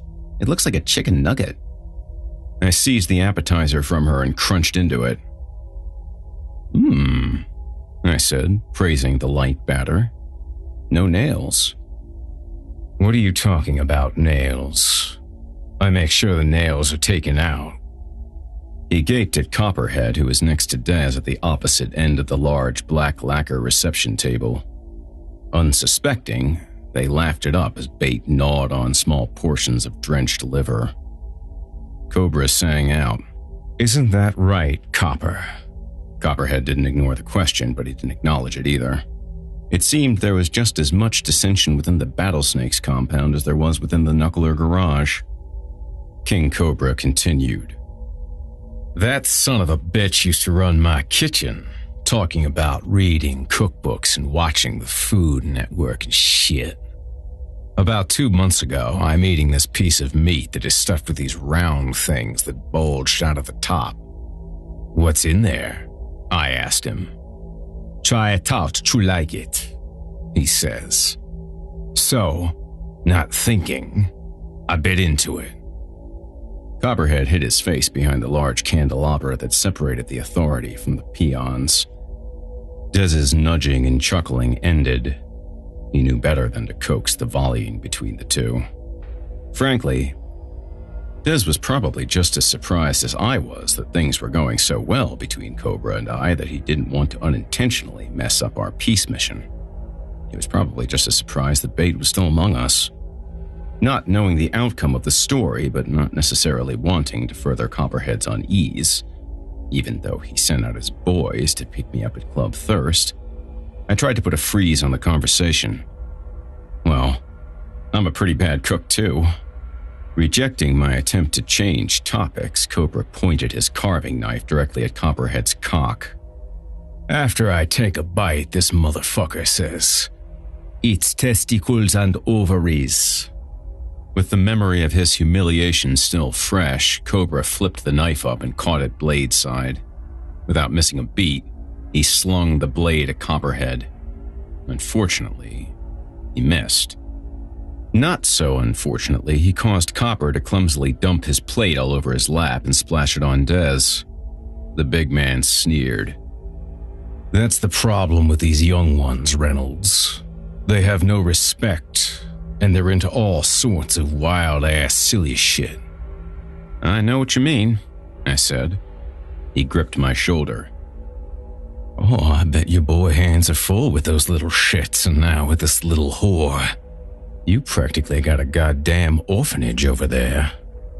Confessing without thinking, I blurted out, "Oh, I know. A few months ago, Dez mauled these 2 cops and then left them in an alley. He left them to be found like they were butt-fucking." Across the table, Dez's face tensed up. His white face became whiter, and he looked to be having difficulty swallowing his food. I realized the grave mistake my mouth had made as I saw the horror in Dez's eyes. I tried to suck it into my body to drop it through my sphincter, where the rest of my insides were currently in a holding pattern to be delivered out of my body. It was as if I was a ventriloquist dummy being controlled by a blabbermouth. In my attempt to gain acceptance, I led us all into a conversation that I specifically told Dez not to bring up. Cobra leaned on the table, using both his forearms as support. He grabbed the stem of his chalice full of blood between his pinky and his second-to-last finger. "Oh, really?" He twirled the cup. "And these were the cops that the BBP was snitching to, correct?" He seemed exceedingly relaxed.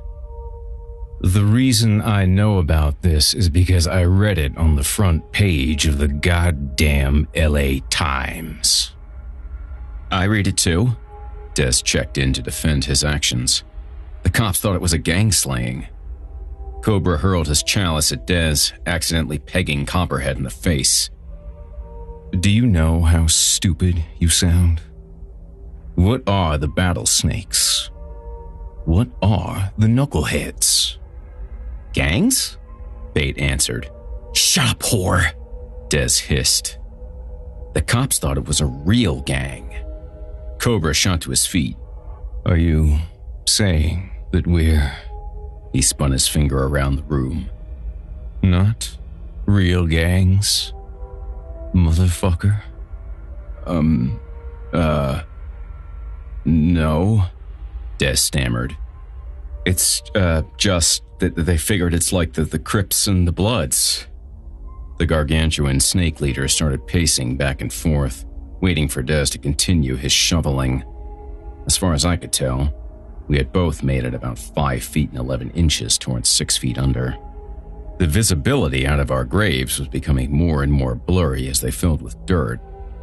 In a last-ditch attempt to defuse the situation, I said, "KC, seriously, he doesn't know what he's talking about.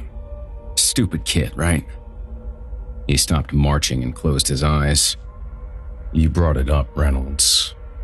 You all wonder why you fucking work for me. But none of you listen to me." Bate tugged on my sleeve. "Elders?" she whispered. "Shut her up, Reynolds." Taking the advice of the butcher who was about to kill me, I shoved a human finger in Bates' mouth. "Be quiet." "Cobra, I'm sorry. I got carried away," Des apologized. "You know how ashamed parents feel when their kids are running around and screaming in an expensive restaurant? That's how I felt. Like the a-hole dad who wished he had worn a rubber." Cobra soared across the room, touching down on Des and burying him backward on his seat, which broke into kindle on his back and ass. "Carried away, little boy. Carried away. Motherfucker, just like all of you, you Tahoe, Pico, and that fucking habit, bitch. I'll wait for you all to fuck up and let your guard down. You're not doing the battle snakes and me any favors. All you do is your lowly job, being my bitches. You are especially a nobody." Feeling Cobra's impending wrath, Copperhead began inching away from the table. "Where the fuck do you think you're going?" Cobra panned over to him and coaxed him back to the table with his all-authoritative finger. "We're going to play a little game here, boys." Cobra flipped Des over, grabbing him as if he was preparing for a high school wrestling match. He steadied Des in a doggy-style position. As Copperhead moved like a slug toward the scene, Cobra reached up, threw him on Des's back, taking his position. "Hold him tightly. Des, pull your pants down." Twitching from fright, Des did as he was told. "Good. See, boy, you can do as you're told. Copper, rub his body and kiss his neck."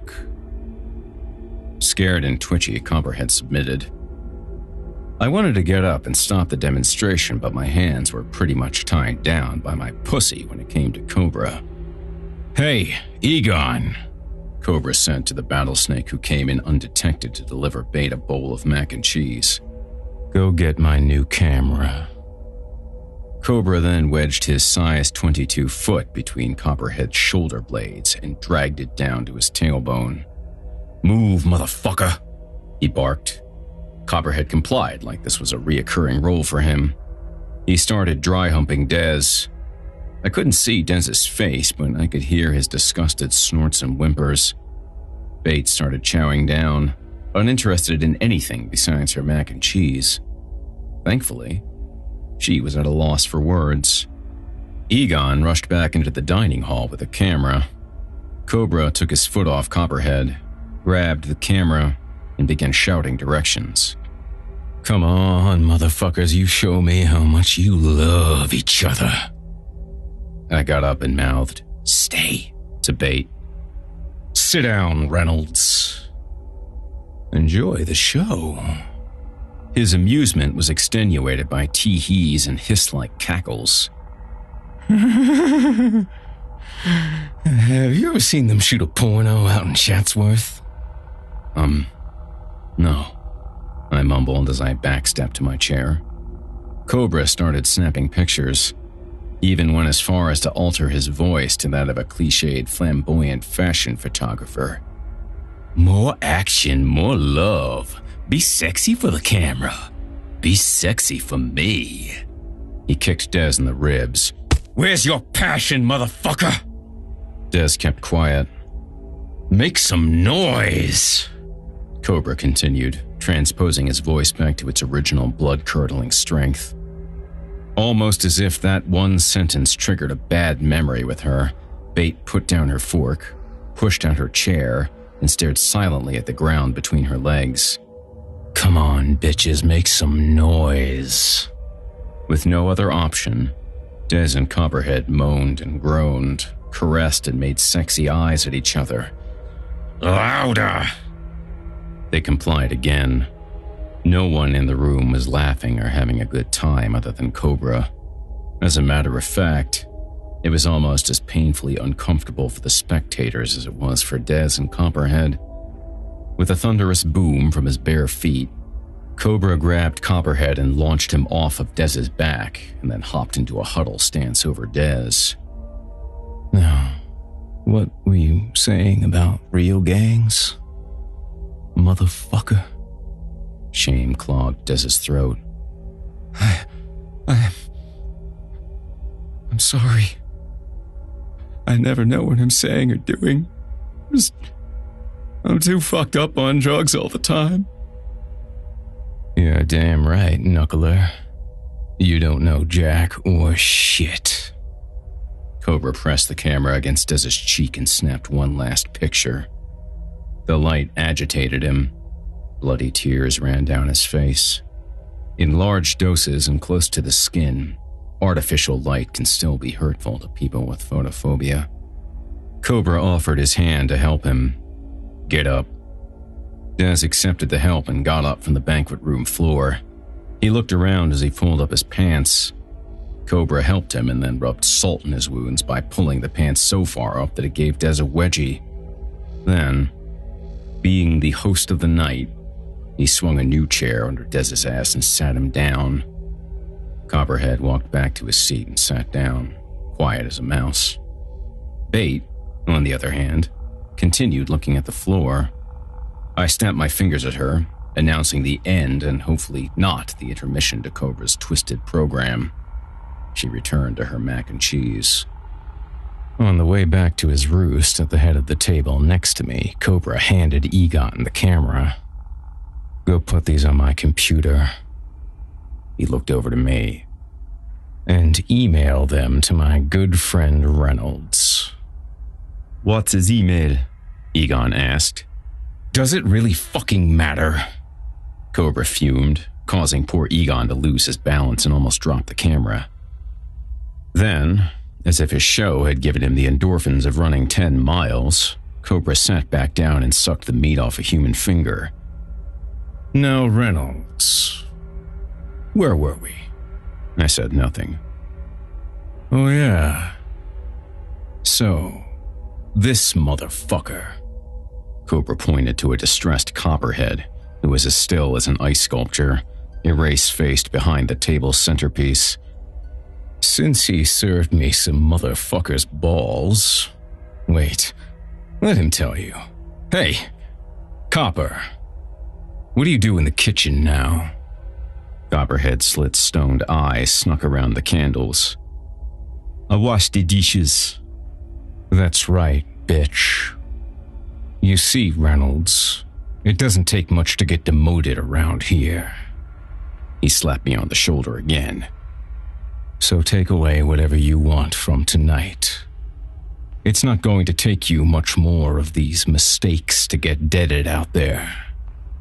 Trying to act focused on the meal, yet clearly understanding the conditions of our new agreement, I said, "I hear you. You know what's still a little funny and confusing to me about that night you and that jackass were sent to kill that snitch? Before, you made front-page headlines for icing 2 decorated cops." Shit, I thought. He knew. He cleared his throat. "Where in the fuck is my cocaine?" Trying not to reveal my tell and be an unconvincing liar, I simply said, Wasn't any coke there, dude." Like we were playing poker, Cobra read my face for any abnormalities. Luckily for me, I was telling the truth. There wasn't any coke there that night. I wished my brain had told my heart that, though, because it was thumping so hard I could feel it inside my earlobes. "Yeah, That's what I figured, because that pussy, he pointed at Dez, told that pussy, he panned over to Copperhead, that there wasn't any coke. The thing is, Reynolds, the BBPs were expecting 50 pounds or so of yayo. So, not only did your fucking dumb knuckler show raise some eyebrows to my business, I'm also out a bunch of money. Rather than state what everyone else in the room was thinking about the fantasy cocaine, I elected to simply state, we were sent there by Linwood Perry to kill a snitch and some cops. There was never any talk about recovering and bringing back any coke at all. I got a little bold. We did everyone a favor, and even though Dez was stupid, we got it done. No coke anywhere. As much as I disliked intentionally throwing Dez under the bus, I was readily reminded that it was his idea to steal the drugs. I knew it was stupid, and if we walked away alive from that Halloween feast, I was going to make sure Dez realized that. In all honesty, though, it didn't seem like Cobra or Copperhead had any idea that we fell into a huge duffel bag of heroin. Whether or not we were dealing it outside of our designated area didn't seem to matter. Cobra gripped my shoulder with his giant hand and dug his nails into me. Besides, Reynolds, you would never betray or steal from me. There is no way you could possibly be that fucking stupid. Especially after burning down my home and killing a bunch of my brothers. He scanned me one last time, making sure I was telling the truth. There was no coke, Cobra. I promise. His hand regressed to its less intimidating pat. That's what I figured, he said. No one is that dumb. With a mouth full of runny instant pasta, Bate finally spoke up. He's pretty fucking stupid. He has a Batman tattoo. Cobra pounded his fist on the table as he erupted in laughter.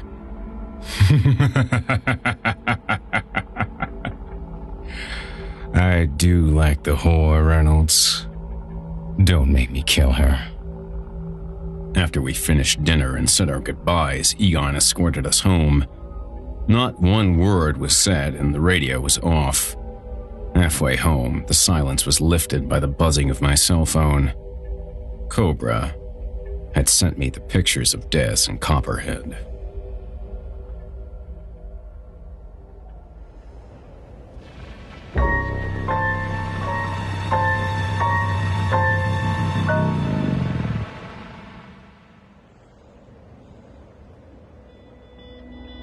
Chapter 9.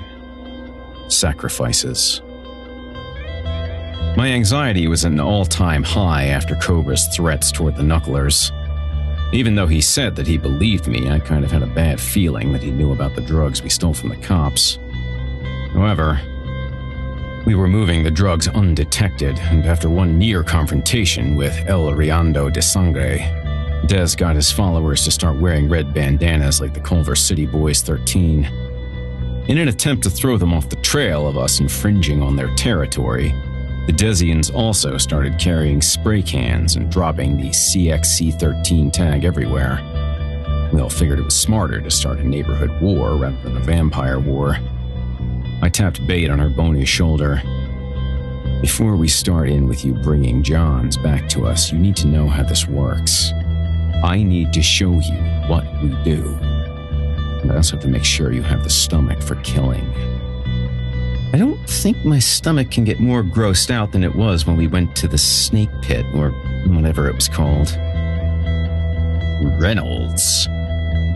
Why does he call you that?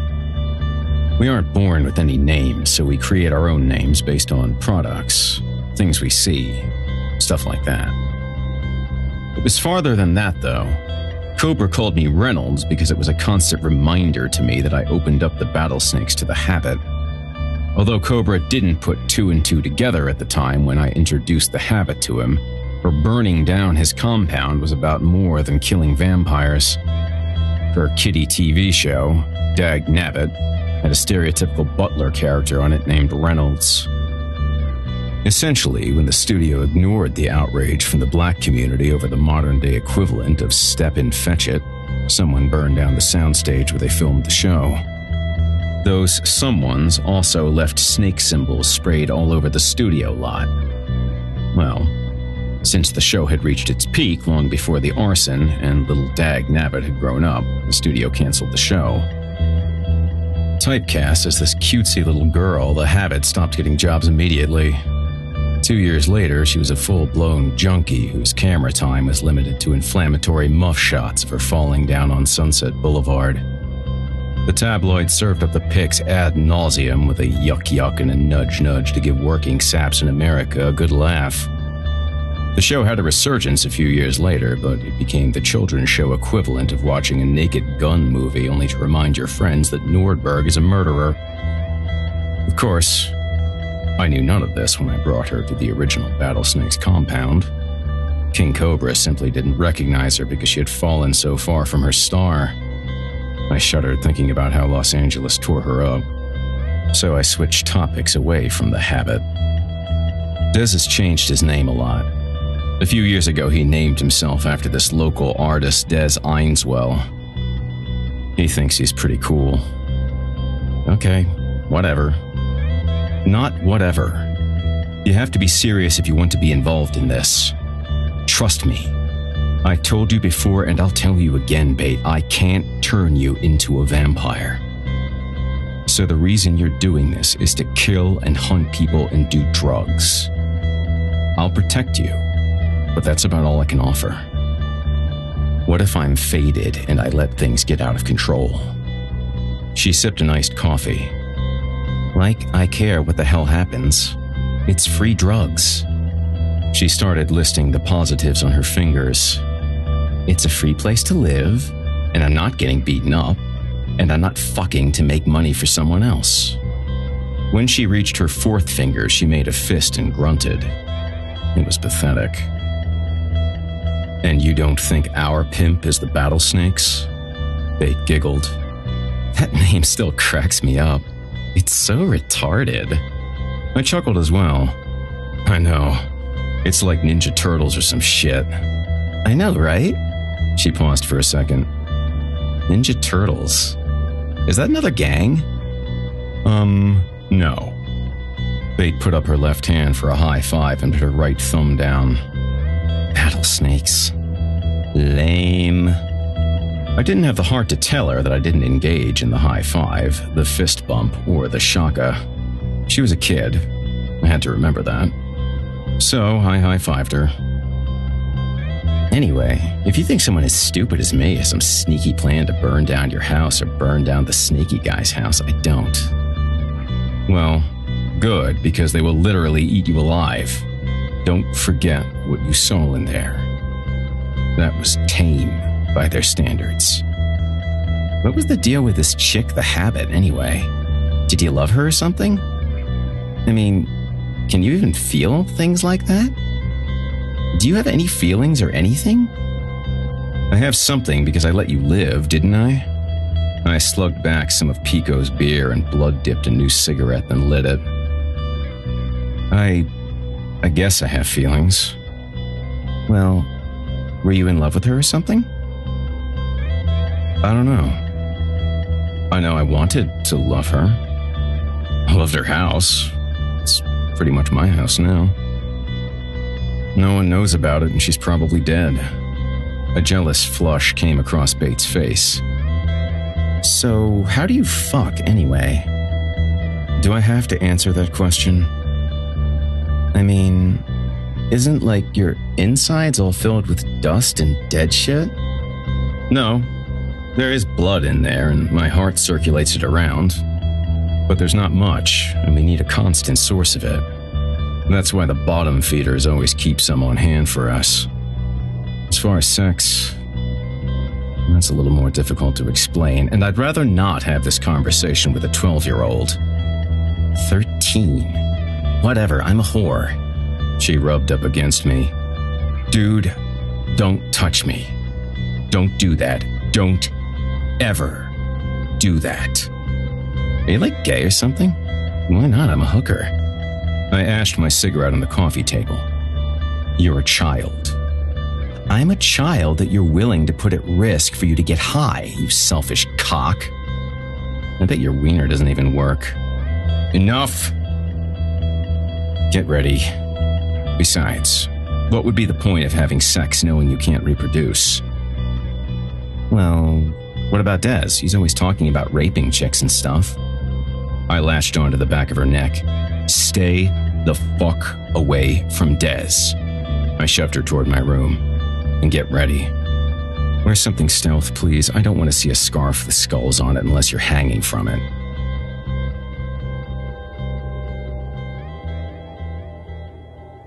Bait dragged on a dipped cigarette. Ugh, gross.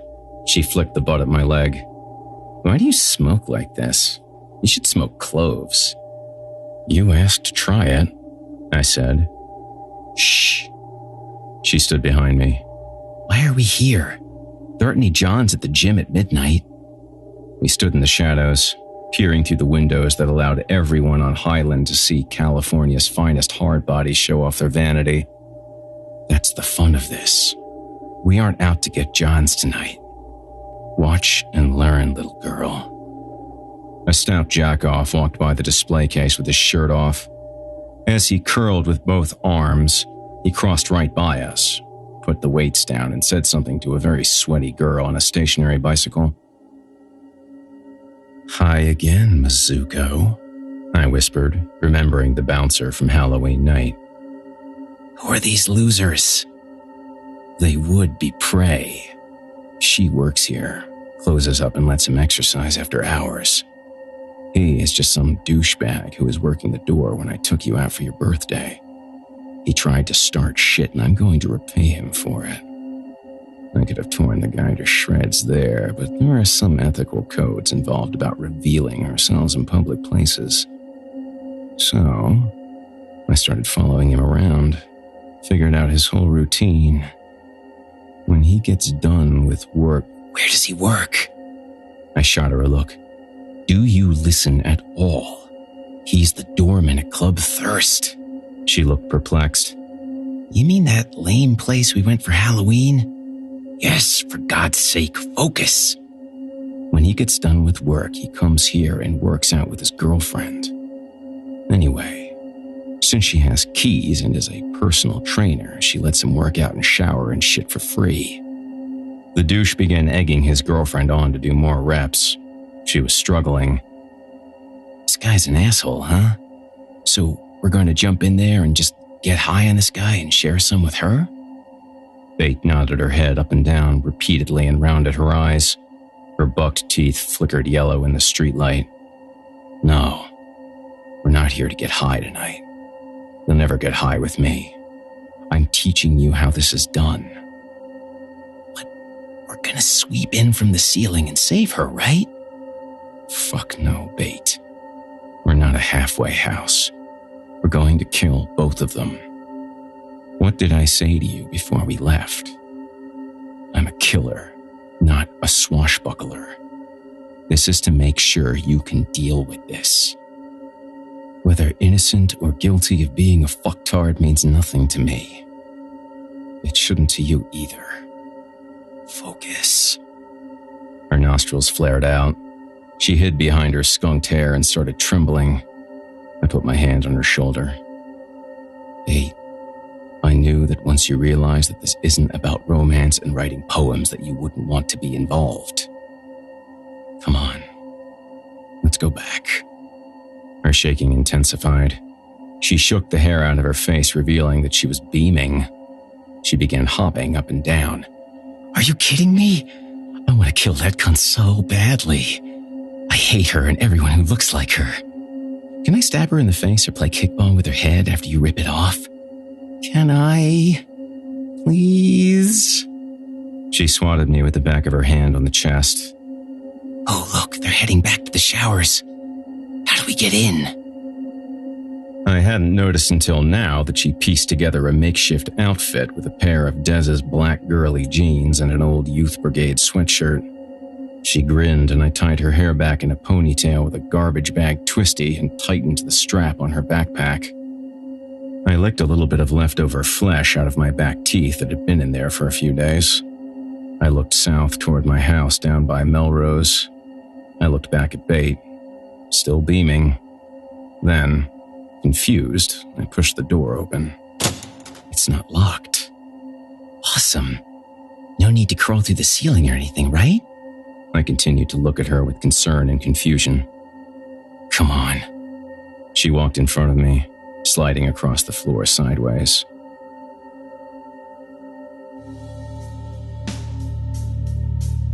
I reached into my pocket and grabbed a handful of change. Okay, Bate, we rarely just hunt people for the hunt, but if we're going to, why not make it fun? Now watch. You'll get the same reaction every time. I lifted a couple of pennies and threw them over the stalls. They landed one shower before her and spun into the drain. Clink, clink. Nothing. I held Beg back with my forearm. Wait for it. Still nothing. Bate reached into her bag of tricks, and before I could stop her, she winged a handful of rocks into the shower with the girl. Ow! The girl screamed. I looked at Bate and shook my head, mouthing, Why? She devilishly bit into her palm and snickered. We heard the echoing voice of the personal trainer. What the fuck, Mizuko? I've got fucking shampoo in my eyes. What, you haven't gotten enough of coaching my fat ass? Bate couldn't contain herself.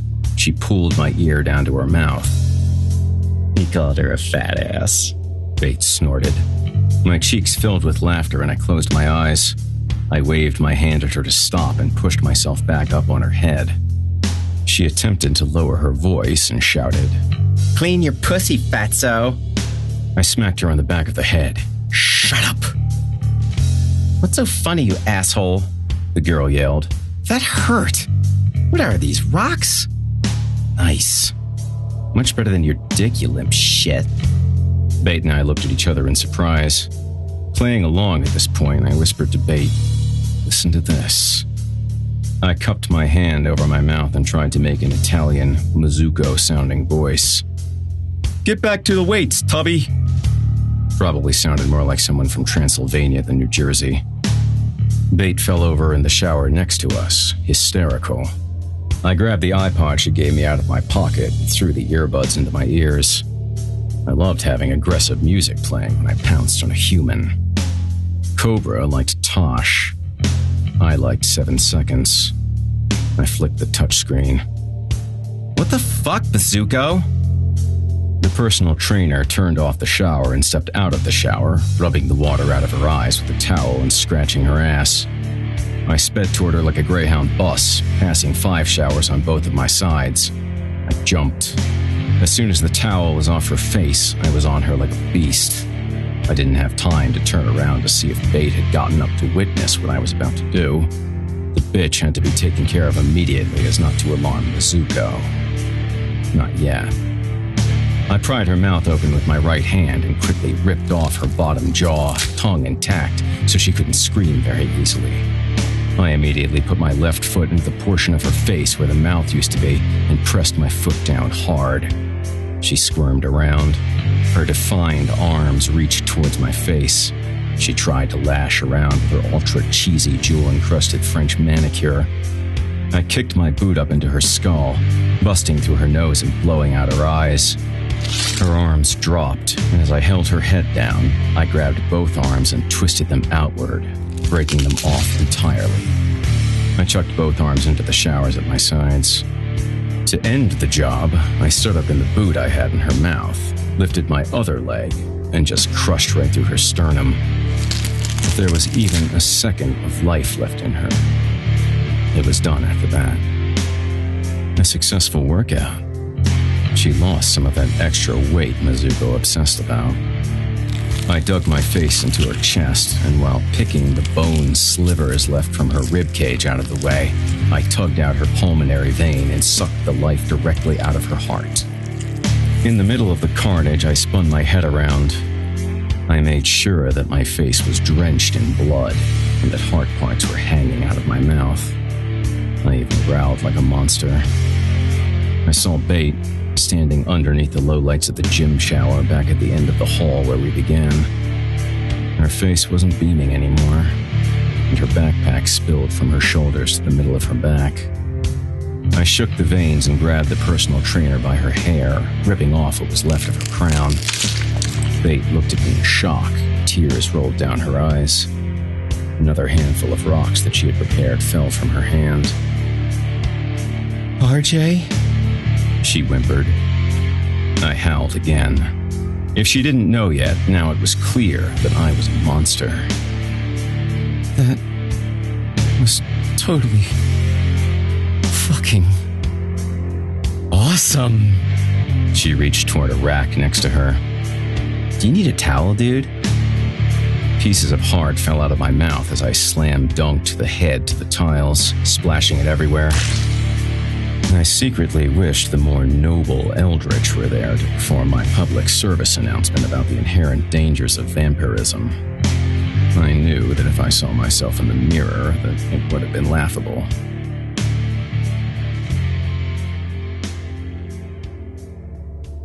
Bait, you can't look like you're afraid of blood, I insisted. You need to look sweet. I ripped the twisty out of her hair and broke it into 2 pieces with my teeth. I grabbed her greasy skunk hair on both sides and tied them off into pigtails. Mizuko's bro jams of corn and drowning pool filled the men's shower. I looked at the Youth Brigade sweatshirt that Bait was wearing for a second, then I spun her around. I figured it would work. What if he comes after me? He's a big guy. I've got your back. Don't worry. I promise. The corners of Bait's face curled upward around her buck teeth. Really? No, stupid. We're doing this so I can have some meathead named Mizuko attack and kill you. Get rid of that smile. It looks too forced. Try to look confused and alone or something. I handed her the iPod. She put the earbuds in her ears. What's this shit? Come on. Go with it. You need music to be a lunatic. I shoved her toward the shower. Besides, the music he's listening to is totally wrong. She walked 2 steps sideways with her arms extended like she was running a defensive basketball drill. Stop. Bait took an earbud out. What? Walk normal, I commanded with my finger, pointing toward Mizuko's shower. Act terrified. Reluctantly, she continued her trek. When she had gotten right to Mizuko's stall, she turned back. I nodded my head, assuring her that everything was going to be cool. Then, I leapt to the top of the mold-lacquered, once blue-tiled stalls and held my finger up to my mouth, letting out another subtle shh. Bait curled her little piggy nose in excitement and shot me a thumbs up. Then, as if she were about to audition for a part in a B movie, she put her flattened hand in front of her eyes, moved it down to her face, and changed her expression from one of excitement to one of dread. I smoothly kept stride across the tops of the shower stalls. Bait kept her eyes on me. I stopped right above her. With my fingers, I signaled 1, 2, 3. Bait tore back the shower curtain, looked up at Mizuko, and sweetly said, "Is this yours, mister?" She lifted the personal trainer's annihilated skull up with her left hand. I gave the meathead a second to take it in. He shrieked like the bitch he was. The cry was my signal to plunge down from on top of the shower and grab him from behind. Without delay, I ripped off a hollow metal rack inside the shower that was bolted to the wall with my left arm and subdued the Guido with my right. As quick as the rack came off the wall, I pierced it directly through the center of his chest and started fucking his sternum with it, trying to eat away at as much insides as I could. You could hear the chorus of innards squishing around and bursting, mixed with the rhythm of the shower dripping into the drain. You could hear bones cracking. Great sounds compared to his lame music. Holy shit, Bait yelled frantically. He was fucking jerking off. Mizuko's screams gargled with blood and throat lining. He tried to cough, but all the air in his chest was purging out through his gashed lungs. Bait bounced from side to side, seemingly skipping in place. RJ, he was jerking off. RJ, he was jerking off. The meathead began losing consciousness. I pulled the rack from his chest and lanced him directly through the heart. Using the rack like a crazy straw, I put the opposite end of my mouth and sucked the life out of the guy. With my left arm still restraining his chest, I pumped it like I was giving him CPR. Out of life, Mizuko slumped to the floor. As he fell, I saw Bait. She stood with the personal trainer's head in her left hand and a shit-eating grimace on her face. "Watch this," she said. She lifted back her boot and stomped on Mizuko's cock. I coughed some of his blood out of my mouth. "Dude, Bait, he's dead. No need to kick his dick. What's wrong with you?" She pushed her head trophy toward my face. "Pretty fucking sweet, right?" I shuddered a little more and swatted it out of her hand. "No."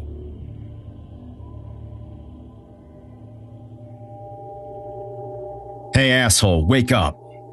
I felt the sunlight fry my skin. "Ow! Des, close the curtains. What are you doing?" I howled, pulling the comforter over my body. "Where were you last night?" Copperhead and I were up in Hollywood. I thought we were going to get high last night. "Close the curtains," I said. "It might hurt me like shit, but I can still jump out of this bed and kick your ass." Des had already moved on to where Bait lay. "Ow," a tired Bait grunted. "Why are you kicking me?" "Oh, it's you." "Get up off the floor, little whore. The men need to talk right now." "Des, close the curtains," I insisted again. Dude, that hurt. You kicked me in the stomach," Bait squealed. I felt the warmth of the room return to dark and I threw the comforter off. "You better have a really good explanation for doing that, Des." Bait left the room and headed into the bathroom. I think she was crying. "Sorry. I just thought maybe you wanted to tell me what you were doing last night." "Seriously, what is wrong with you? Why would I want to hang out with Copperhead? Why are you hanging out with Copperhead?" "He's my friend. He's a lot better of a friend to me than you have been lately." "Okay, let me explain this in a way you can understand because obviously you're way too dense to get it. I took Bait out last night for a hunt. You know, we have this big plan to lure assholes back here so we can get high whenever we want. Remember? That was never the plan, RJ. What are you talking about? This is something that is going to benefit the Knucklers. This is less work. This is cleaner. This is a way for us not to have to deal with any police." Too bad everyone else just thinks you're soft. Soft how? When was the last time you went out and just hunted someone, Des? I rubbed off the dry skin that had fried when Des exposed me to the light. "Did you happen to clean up the bodies?" Des threw me the LA Times. "At a health club? RJ, what are you doing? It's all over the news and it's the biggest story in the world right now." I read the headline out loud. "A man and woman mutilated at local fitness club." Des punched a hole through the wall. "Do you think that Cobra is going to like that at all? He's going to kill us." I jumped to my feet, snatched Des's head with my hands. "Please tell me. Please tell me that you didn't tell Copperhead about this." Des tried to shake his head loose from my grip. "Des, please don't tell me that you told Copperhead about this." He shoved me away. "No, dude, I haven't said shit. I wasn't even sure it was you. I actually figured that it was some invalid in Hollywood, since that far up Highland isn't where we are allowed to hunt anyway." I pointed to the chair in the corner of the room. "Sit down." Des did as he was told. "And wipe that look off your face, you smug little bastard. What right do you have to tell me how to handle my business? We're gonna get in a lot of trouble. Everyone thinks that this whole thing with the whore is a huge mistake. They think you care more about her than you do about us. You're the leader of the Knucklers. You aren't acting like a leader at all. It's a complete repeat of what happened with the Habit. This time, it's worse. Don't you think that this sends out a huge red alert to the cloth? Humans don't kill other people like that. It's being called the most despicable murder since Richard Ramirez. This isn't gang violence or killing some pimp or drug dealer and then getting the half-wits to clean up our mess in our house or on our territory. You specifically went against every single law that we have lived by since I can remember. I sighed. Call everyone. We need to have an emergency meeting tonight. Des stayed in the chair and looked at me with his mouth open. Well, what are you waiting for? Go. He got up and shoved the chair across the room. Bate appeared from the bathroom and Des strutted by her, shoving her into the bathroom door. I wish you would have stayed in there, he yelled. Shuffling her feet, Bate walked into my doorway. I'm sorry, she moaned as her face collapsed into her hands.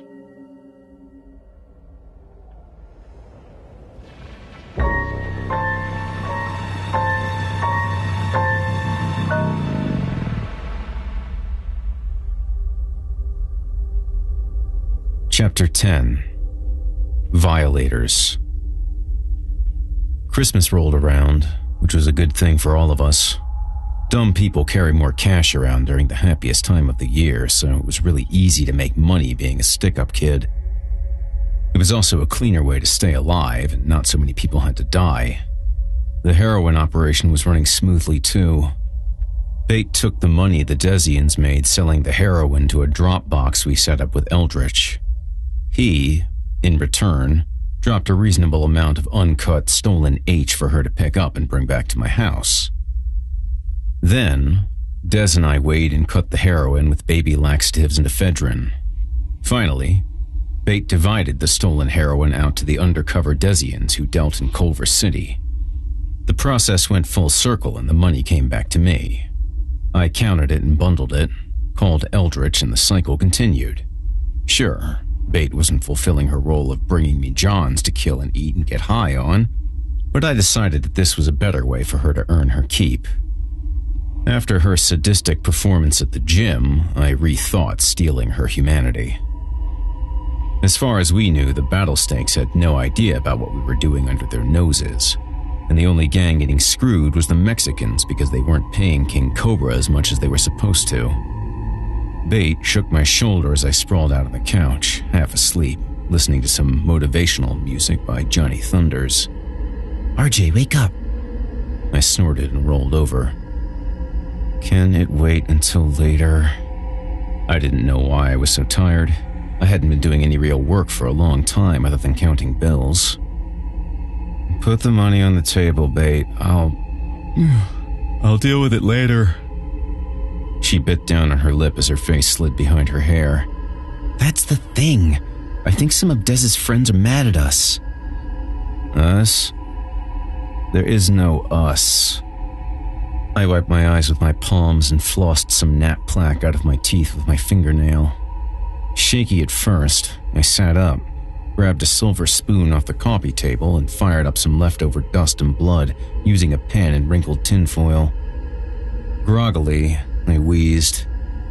What are you talking about? Well, her left eye parted out of the center of her hair fort and twitched erratically. People aren't paying all the money they owe this week. Why? Didn't they sell all the shit? Well, I don't know. They just told me to bring more. So where's the money? Are those little shits using all the heroin? The bad idea of putting a little girl in charge of the day-to-day affairs of our covert operation suddenly made me feel claustrophobic in my own skin. Whether the Desians were pussy vampires or not, they were much stronger than Bate would ever be. And with me not directly in the equation, they were starting to overstep their bounds. No, they're selling it. I lofted a huge cloud of bodily exhaust into her face, causing her to cough. This is real simple, Bate. It's a point A to point B process. I put the pen back in my mouth and returned to the foil. Out of the side of my mouth, I asked again, "Where is the money?" She looked upset. "They said they want to get paid." I huffed in a huge mouthful of vapor. Realizing that I bit off more than I could chew, I coughed it back into Bates' face. Some goop torpedoed out and splashed her on the chin. She sneezed and wiped it off. "Why are you spitting on me?" She knocked the poor man's chalice out of my hand. Giggly and high, but still irritated, I jumped to react. I extended my arm, grabbed her by the straps of her overalls, and threw her to the floor, holding her down. "Clean it up, whore," I demanded, too dizzy to focus on what I was doing. Leroy and Skillet, who I thought were outside, shot up from behind the couch and growled. I grabbed a tabloid with my free hand and waved it at them. "Piss off, both of you." They stood steadfast and put their front paws on the back pillows of the couch. They flip-flopped between growling and panting, like the spasmodic animals they were. Leroy let out a furious bark. Somehow, Bate managed to rotate her head and submerge her chiclet teeth into my wrist, causing me to let go and lose my balance while I attempted to get to my feet to face off against the disobedient hounds. I fell back on the couch and she made a run for it. No longer simply being mischievous, Leroy and Skillet blitzed me and held me down. Skillet locked onto my wrist like a shark snapping at chum as Leroy pinned my shoulders down and bumped my forehead with his like a rhinoceros. As if I had just stubbed my toe or smacked my head on a cabinet, my knee-jerk reaction discharged my rage. I flipped Leroy over at his gut and volleyed him across the room. He slammed into the turntable. The needle dragged across the record for a split second and then ceased to emit any power whatsoever. The dog fluttered on his back a little like a turtle and then bounced himself back up to a full stance. He snarled at me with a droopy-eyed look of disgust and then pranced down the hall, following Bate. I tore my arm away from Skillet's grip. He licked at the tearing arm hair and flesh out of the corner of his mouth as it stretched away from my body like a tug rope. He gnawed at it, then shook his head in disapproval. Before I got situated again on the couch, Skillet smacked me in the face with his tail as he followed his unruly canine co-conspirator. I sunk down into the couch cushion, grabbed a t-shirt and wrapped it around my arm. "Get back here!" I bellowed at the three of them.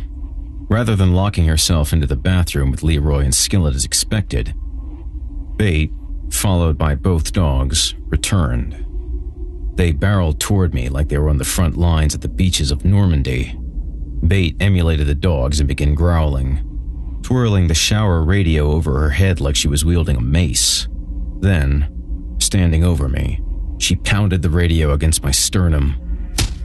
As if it were a planned attack, Leroy and Skillet both jumped and scratched my chest with their robust paws. "Stop!" I begged.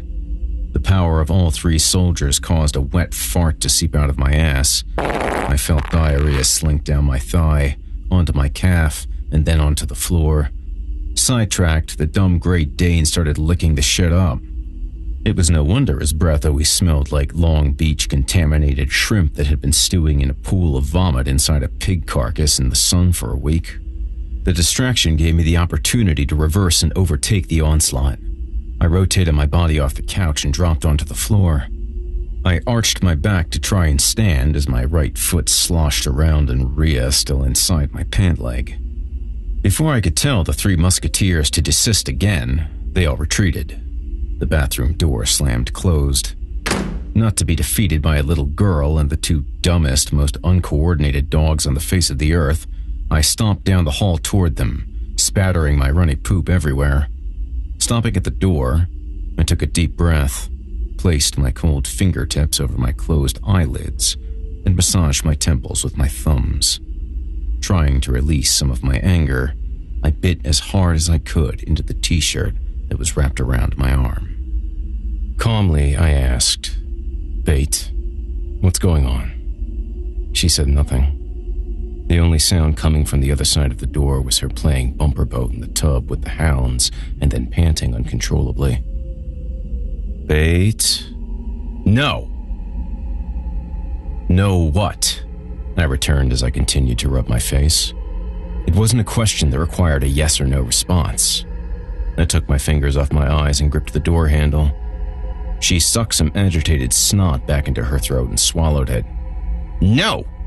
she yelled again, this time with a little more punch.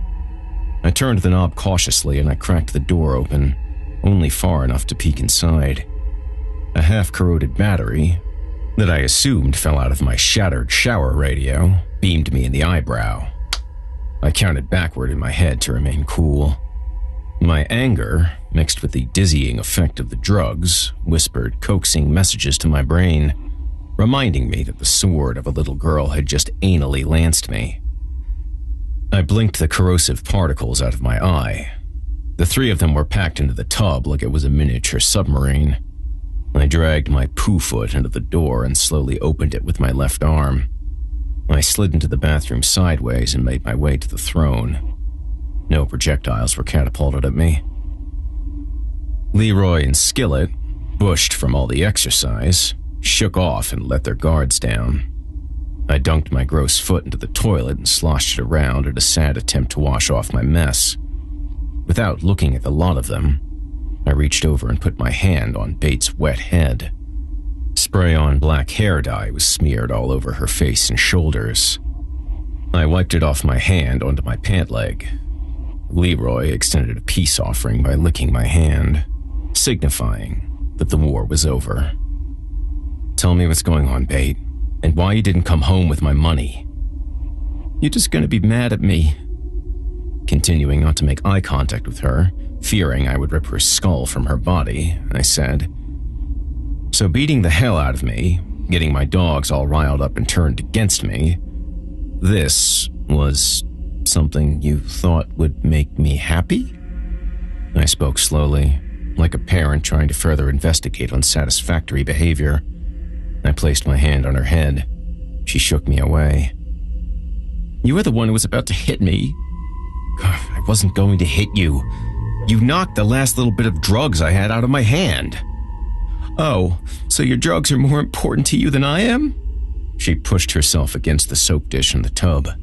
I reached further toward her and placed my hand back on her head. For all intents and purposes, yes, the drugs were more important to me than she was. After all, they helped keep me alive, another question in itself. Rather than get into a circular argument about why I existed, I played to her neediness. "No, Bate, you're more important than the drugs." I dipped a half-wit cigarette into a claw-induced laceration on the back of my neck and flicked it into my mouth. "You mind if I smoke?" "I don't care," she huffed as she started petting the dogs. "It's your house." Or is it that bitches? Although I continued to avoid locking eyes with her, I heard her voice starting to give way to whimpering. "They... please answer the question. Why aren't they going to pay me? I thought we all discussed how the system was going to work.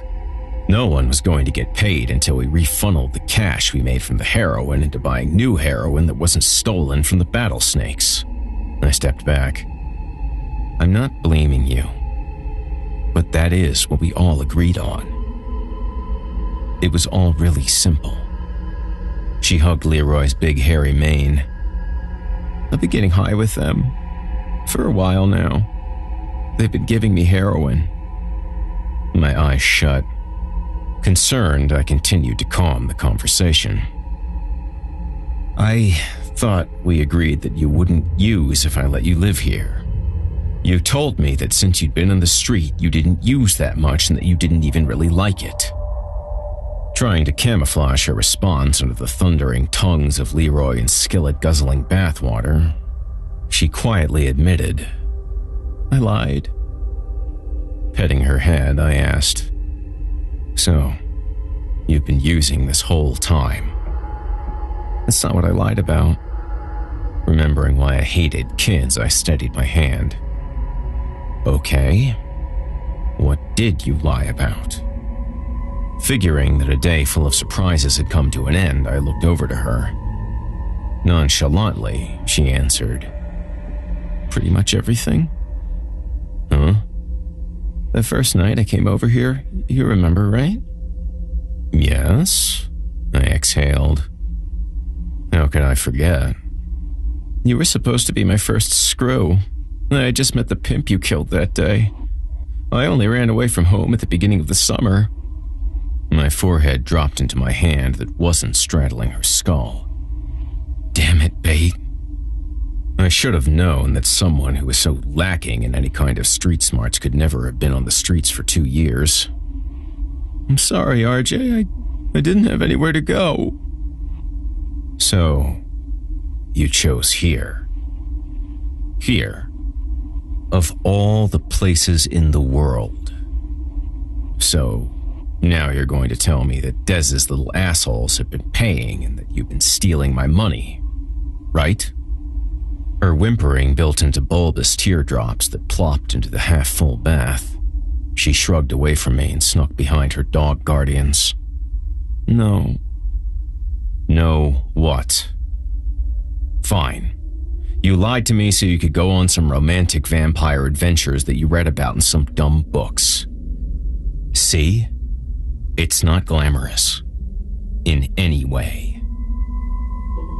Are you satisfied? As much as I regretted what I said next, at that moment, it felt like all there was to say.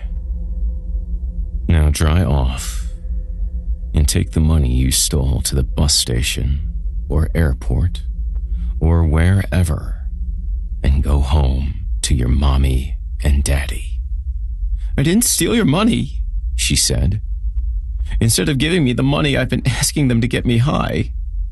She clutched onto Leroy, almost strangling him. Then I let them fuck me. What? I shouted as I smashed my t-shirt-covered arm back into the mirror. I'm sorry. I wanted to feel like one of you. I thought if I got high and fucked them that maybe they would bite me and turn me into a vampire. I plucked my hand out of the smashed glass and the rest of the wall behind the vanity. I nabbed my cell phone out of the sink and opened it to call Des.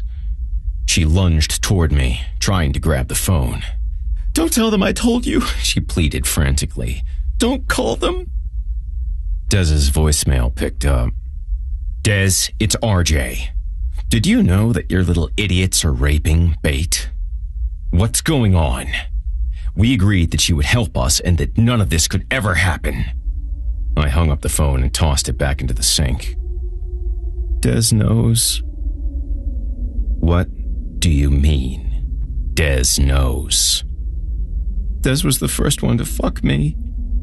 Too mad to think, much less speak, I raced to the door, grabbed my phone again and called Tahoe. He picked up. Yo, RJ. Tell everyone to get to the goddamn garage, now! I screamed. Relax. Relax nothing. Make sure every one of you sorry-ass motherfuckers are there. Now! But, no buts. Des isn't picking up his phone. Make sure that little twat and all his lemmings are there. I hung up and furiously stomped and huffed and puffed around, looking for a sweatshirt. Bate lifted herself out of the tub, using Skillet's head. There's more. Like what? Like all that isn't enough, I yelled. You little liar! I stormed out of the house. Whatever other lies she had in store for me would have to wait until after I dealt with Des.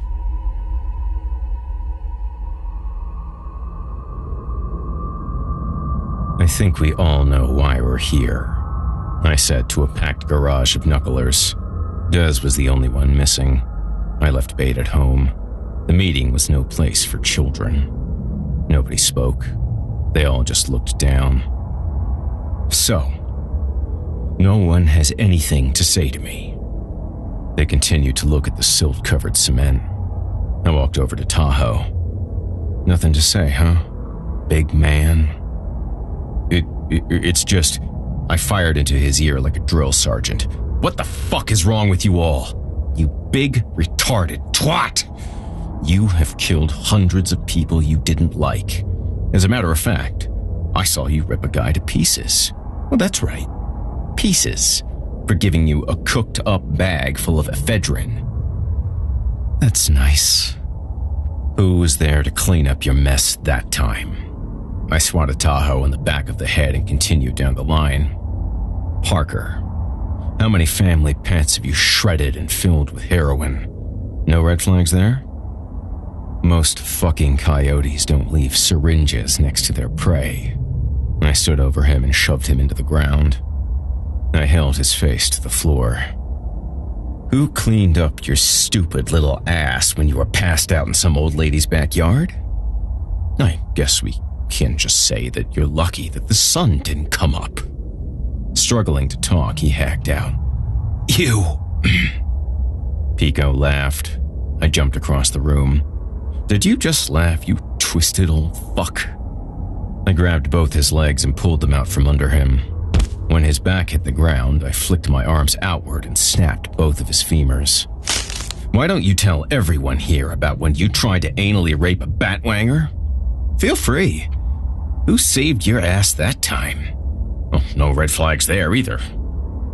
We had to kill it and ditch its body. I picked him up by one of his broken limbs and launched him through the windshield of the Nova. And the rest of you ungrateful piss ants. I have a story for every single one of you. That would be except for you hyped bottom-feeding nobodies who somehow managed to sneak into my gang without my knowledge. That's right. My gang. The Pee-wees stood in the corner. They all had their faces hidden behind their wannabe Des emo hair. Not for long, one of them whispered. I knew who it was. The one who had been cleaning our house. It was the little prick that wised off to me all the time. I hope I didn't just hear something from you, kid.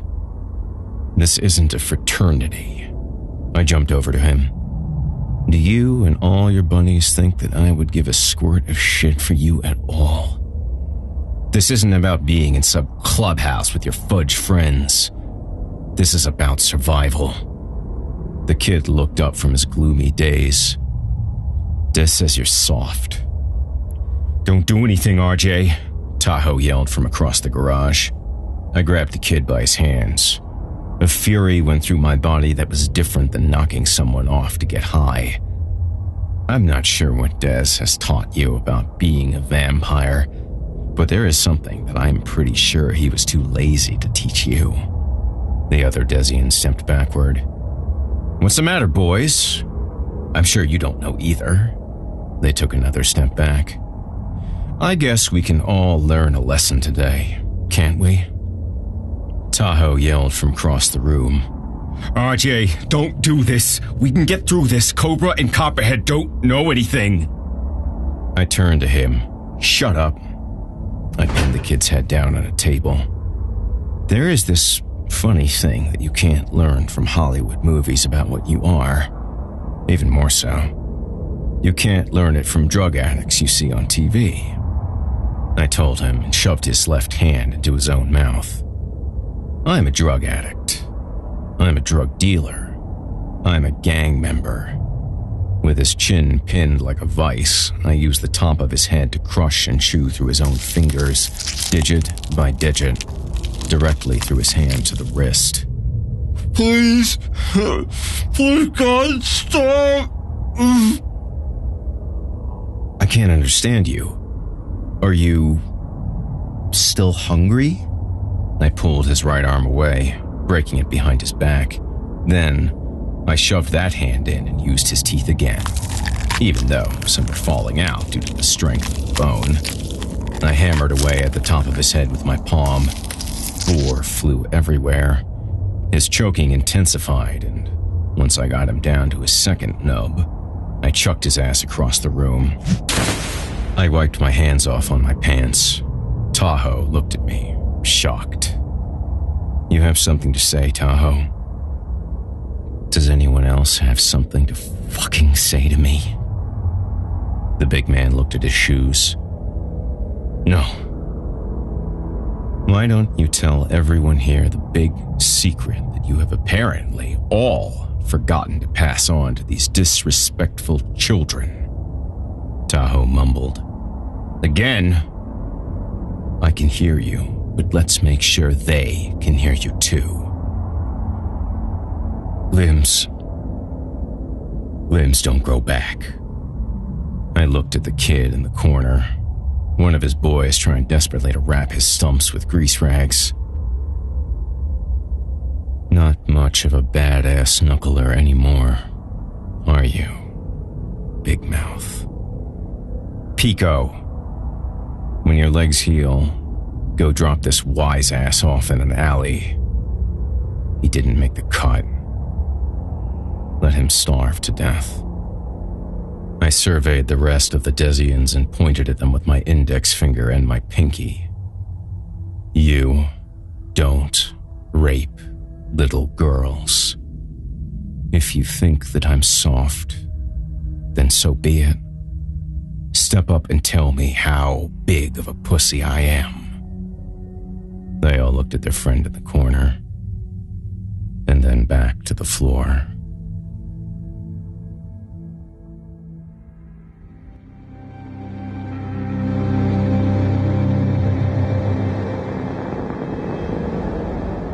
If you enjoyed tonight's story, please be sure to join us again next week for the continuation of Drew Stepek's Knuckle Supper.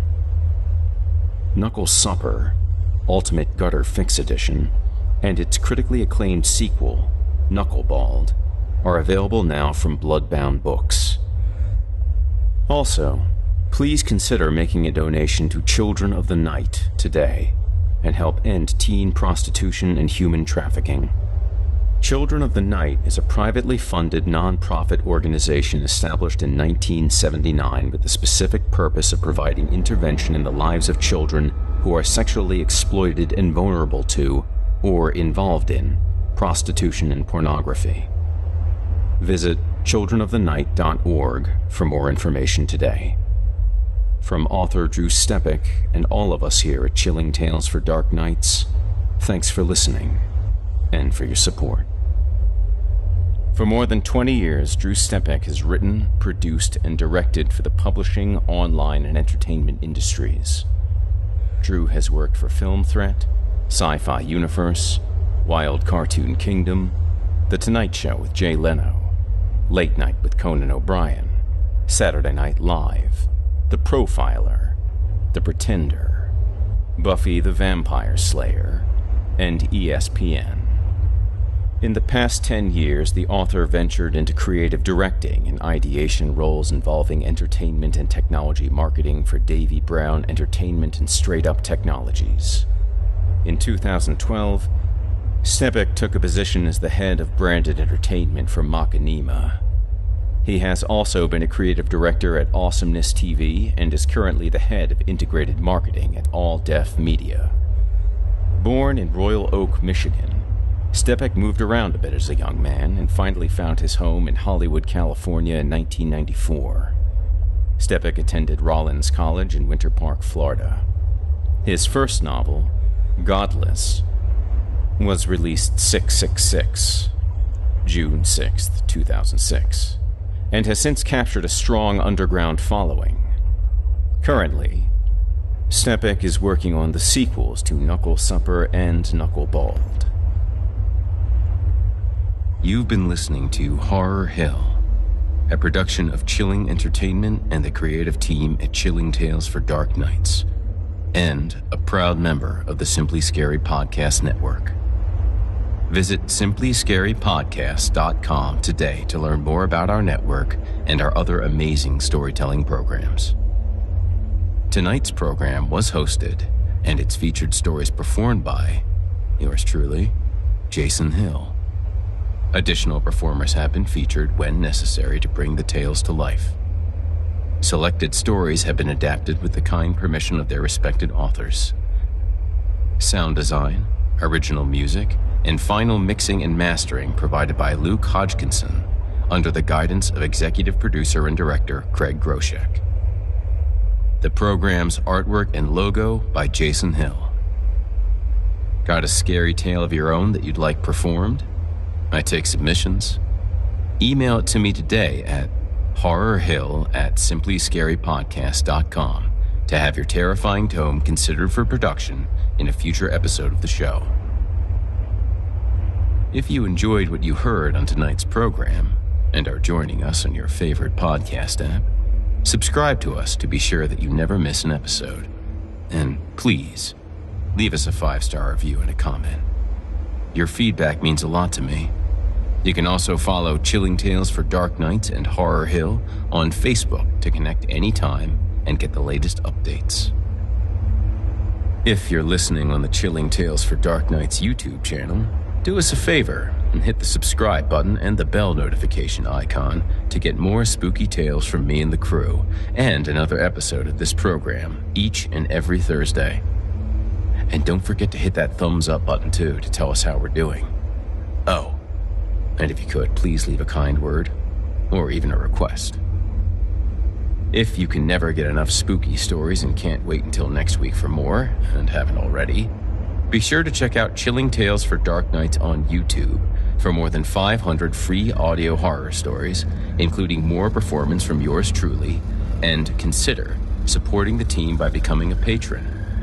In addition to helping us out, you'll get exclusive access to our audio archive and ad-free downloads of all your favorite stories, including those you've heard on this program. As for me, I'll be back next Thursday with more frightening fiction to haunt your dreams.